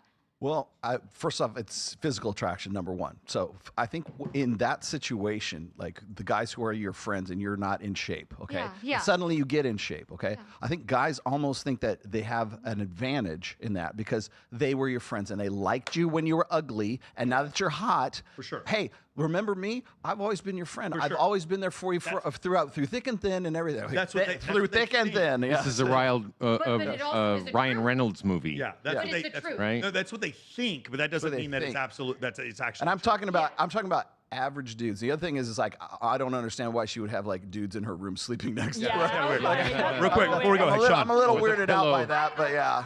Sean, we didn't ask this. Sean, you've been with use your high school girlfriend, College. the college girlfriend, and this is the woman you're going to marry. Yeah. Okay. Well, because we've been having all these crazy discussions, and this is something I've I want learned to a know. lot tonight. Thank Yes, you, ladies. beautiful. What is it specific about your relationship, or what advice can you give to other people to make it work to where you're this dude who's a very high status dude, and you are very comfortable being with one person for the rest of your life? Dude, it's tough because I met her when I was broke. So I see a lot of my guys now that are really successful. They struggle to date. It's a different time. We met 8 years ago, and times were different back Has then. she glowed up since then too, or she was always kind of the same, or how was it like? Was it like that situation at all, or no? Or So, hot take, I guess you guys really value physical beauty. I'm a sapiosexual, so Same. Sapio. yeah, me Same here. So intelligence comes first to me. Okay. Physical beauty is not enough. It's not as important. Yeah. Was that something that for your girlfriend? Did you have that similar experience? Because did you have like a serious an experience where you're like, she was beautiful when I met her and she was a friend and she was cool. I enjoyed being around her, but my God, she really like the attraction has increased over the years. What will you do when she makes more money than you? She won't. She doesn't work. Yet. Did she go from like ever. the dynamic of one of the homeboys? Ladies, real quick. This man, Just is, hypothetical. This man is engaged. He's about to get married. He's been with the same woman for this whole time. Who here, ladies? Not that you're gonna hit on him. Who here thinks that makes him more attractive? Stop, Adrena, please. Raise your hand. Who here thinks that makes him more attractive? Yeah. Thank you. Yeah. Got it. Thank you. Done. Show is over. The taken man is more attractive. Done. I have to say this. So the lead girl of the Bop House that we makes the most fucking money off. Sorry. Yes, if I said her name that. is Ashley. No, Ashley. Camilla. Camilla doesn't make the most. Look up her boyfriend, bro. Like they literally have to stop. Sophie making Raines fun of makes the most. Okay. Look up Camilla's boyfriend. They literally have to stop making fun of what he looks like and he's just like, I'm young and rich, bro. Like, it does not matter. You guys are putting too much pressure on looks. Like, I seriously swear this. Like, it literally matters about your dedication to the person, your hormones to the person and how you feel. Like, but I'm cut off. I'm good. I All love right, you. beautiful. Shelly, did you enjoy the show? I enjoyed it as always. It's always a fun time coming out here. Did you learn something? Black pill. Did you? Do you feel attacked? Well done. Sally, did you feel attacked at any way? No. Did I feel personally? Did you enjoy your? Yes. No, I loved it. You had a great time. Yes. Awesome. Meg, did you enjoy the show? I honestly, that's the first time I heard of black pill, so I did learn something fun, and this dog is super cute. Incredible. Oh, Paul, you're so cute. Beautiful. Awesome. Adrena, did you have a good time? I had so much fun. You know I love you guys. Yes. Like I literally wanted to do this because I have so many guys reading your books and following your stuff. And we need to fill in the gaps because obviously they're not going With like the black full- cock or white cock? No. What are we filling in the gaps with? Rolo What are we- stuff. I'm not like, look, going out with Michael is amazing, but Rolo stuff She is loves me. literally penetrating dudes' minds that I've talked Penetrating to. with black cock or white cock? I don't even Say know. white cock. And I'll Yellow. take all of them. Okay, got it. Just making sure. Sean Michael Kelly, did you have a good time? I had a great time. It was an honor, gentlemen and ladies. Thanks for having me. Please, we'd love to have you come back, man. thank you. Awesome. He wants to give you a hug. There you go. Beautiful. Pity pat. There we go. Really quick. Sean, That's true. Sean, where can people find you? Yeah, Digital Social Hour Podcast. Okay, beautiful. And like, how many episodes did you do in like a 2-month period? I did 50 in the past week, so 50. I'm sorry. 50.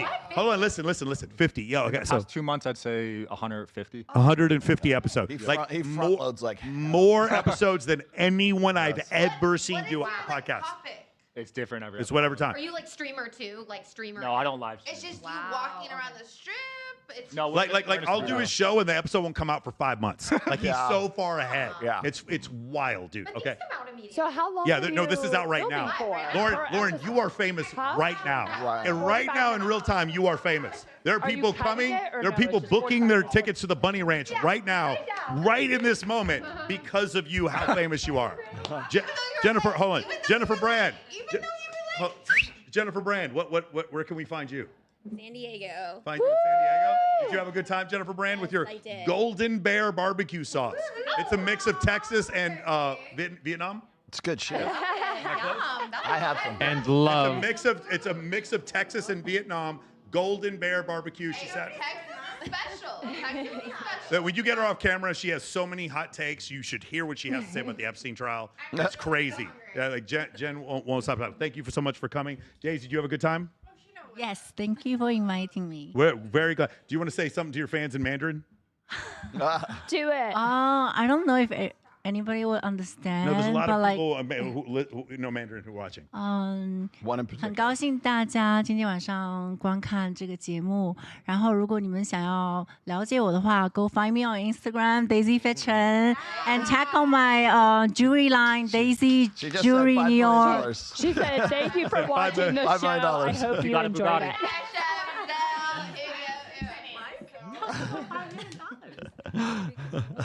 More. Maybe it could be more. Yes. 5 million's not enough. Not enough.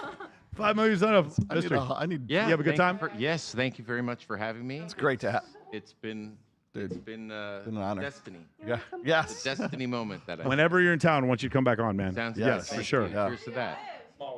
He- I'm on tour right now. Yeah. He lives on the road. Thank you. Cheers Okay. to that. We're going to make that happen. Well, yeah. Karina. I don't think it's going to be difficult. Enjoy. Katarina, did you have a good time? I did. What'd Thank you you for think? the invite, and I'm glad to be here. Did you learn anything? Yeah, black pill. Okay. Do you live here? I do. Okay, cool. We want to have you back on. We all Definitely. we all Yeah, learned black definitely. pill Thank you. tonight. Love it. Apparently. High standards. Zoe, do you have a good time? Grab the microphone real quick, Zoe. Yes, I did. You did? Okay, awesome. And did you learn anything Don't say Learned black. about what's in store. about what's in store? Because you're 22 right now. Got Yeah. it. Okay, beautiful. Miss Compton, did you have a good time? I did. Thank you. Did you learn anything? Yeah. Okay. Unbelievable. Lauren, did you have a good time? Yes. Lauren, you talk more than me. I really do think you should start a podcast. Well, okay, I did and it failed. And so now I'm No. You didn't call me. I'll make sure it doesn't fail. Okay, I'll do it again. I know a guest you could have on where it won't fail. Okay. Yeah, I you'll be had one fine. and it failed miserably, but I do have something to say. I appreciate knowing stuff about men's like thought patterns because I mean, in my world, looks like they don't really matter to me. It just matters about the person's eyes, and I feel like if I knew them before in a past life, then that's how we'll get connected. But do you think But maybe? I appreciate it bringing. I appreciate the grounding. No, but I appreciate the grounding that your conversation She brings. wants those pheromones. It's a crystal ball. It's the genetic magic 8-ball. compatibility. I He has appreciate. good. Hey, he has good energy. And Yes. that's why I'm gonna let him smash because he has good energy. Yeah, so It's about I the vibe. appreciate you guys. She likes kinda the vibe. talk about evolution Beautiful. and about attraction because that's something that, along with silence, I'm gonna learn to explore in this journey of being a human. So it's like, okay, maybe in my past life I was a blob that didn't care about looks, but I'm on a place where looks matter. So maybe I should investigate. So I think maybe your occupation is part of the reason why you don't care about looks anymore. I think so too, yeah. Because I love the eyes. I like eyes because if I feel like I recognize somebody, like whether I know them, like soul connection. I like people just have eyes. That's a I prerequisite know for if me. I feel like I knew somebody. I'm pretty much a woman who just is nice to me. You're I'm kind of like you're down in for tune whatever. with your own self pretty and easy. like who you're attracted to. All right, And good. there's Hey guys, like, thank you so much for joining us. Our next episode is going to be on the 30th. Are we doing next week? Possibly next week. We got to plan this out. We're on. We're on next week. We'll do it. Okay. I'm gonna be a guest next week. I'm gonna be sitting over here somewhere. Yes. Yeah, they can handle this. I'm taking next week off, and I'll be here, but I'll be on the show. Training wheels. Yes. Sure. So make sure you guys subscribe to the channel, the Access Vegas channel, Michael Sartain channel, and Rational Male channel. Also, you can subscribe to Rollo on Rumble. Yes. In case you have some beliefs that are antithetical to. I'm not even going to say everything because we're on YouTube. Yes. We're not even. We're not. Congratulations, we're all back. Yes, we're all back. There's that, and then again, one more time, guys. Coming up on Saturday is going to be Babes in Toyland. Coming up on August 2nd is going to be MOA Summit here in Vegas. The next day is going to be Swimsuit USA Southern California prelim in Beverly Hills. And then coming up on the 14th is going to be Swim Week. So we have Swim Week on the 14th, 15th, and 16th here in Las Vegas. We have different events. And then at the August 23rd is going to be the Maxim Hot 100. I had a question for you. This is a valid question that I think you'll obviously be able to answer. I know you've invited me to Swim Week. Are there other disabled women that are there at the Swim Week? I just get I get a little bit self-conscious. Like if there's we will be so excited to have you there, Lauren, and I promise you won't have any trouble. But are there disabled women that have like gone on? Like has that For been the Swim Week, we've just done it one time. We have mental disabilities, yes. Wait, okay. Well, I don't. But like if you have a great set of boobs and you have borderline personality disorder, we'll still let you. Okay. But even like with still the let pain you and walk. everything, I just You guys don't have a problem with that, right? We'll fast track it. Was that misogynistic for me to say? Thank you. Should I have not said that? It's okay. It'll look good. It'll look good. Well, you would let me know of the events, and I would personally, when you would send those events, I'd be like, oh my god, there's probably like really stunning, like Maxim, like. And I obviously. Lauren, we would love to have you come there. do it. Just come. I'm not wearing a bikini. Don't worry about it. It's not that big a deal. This from the girl who wants to have experiences in life. Just go. Just do it. Fucking do it. All right, guys. One more time, thank you guys for all the super chats. It's going into the Peppermill Fund. Yep. And we will see you guys. Remember, one more time, it's not about Ghislaine Maxwell and Jeffrey Epstein. It's not about the list. It's about the friends they made along the way. Take care, guys. See you guys in 2 weeks.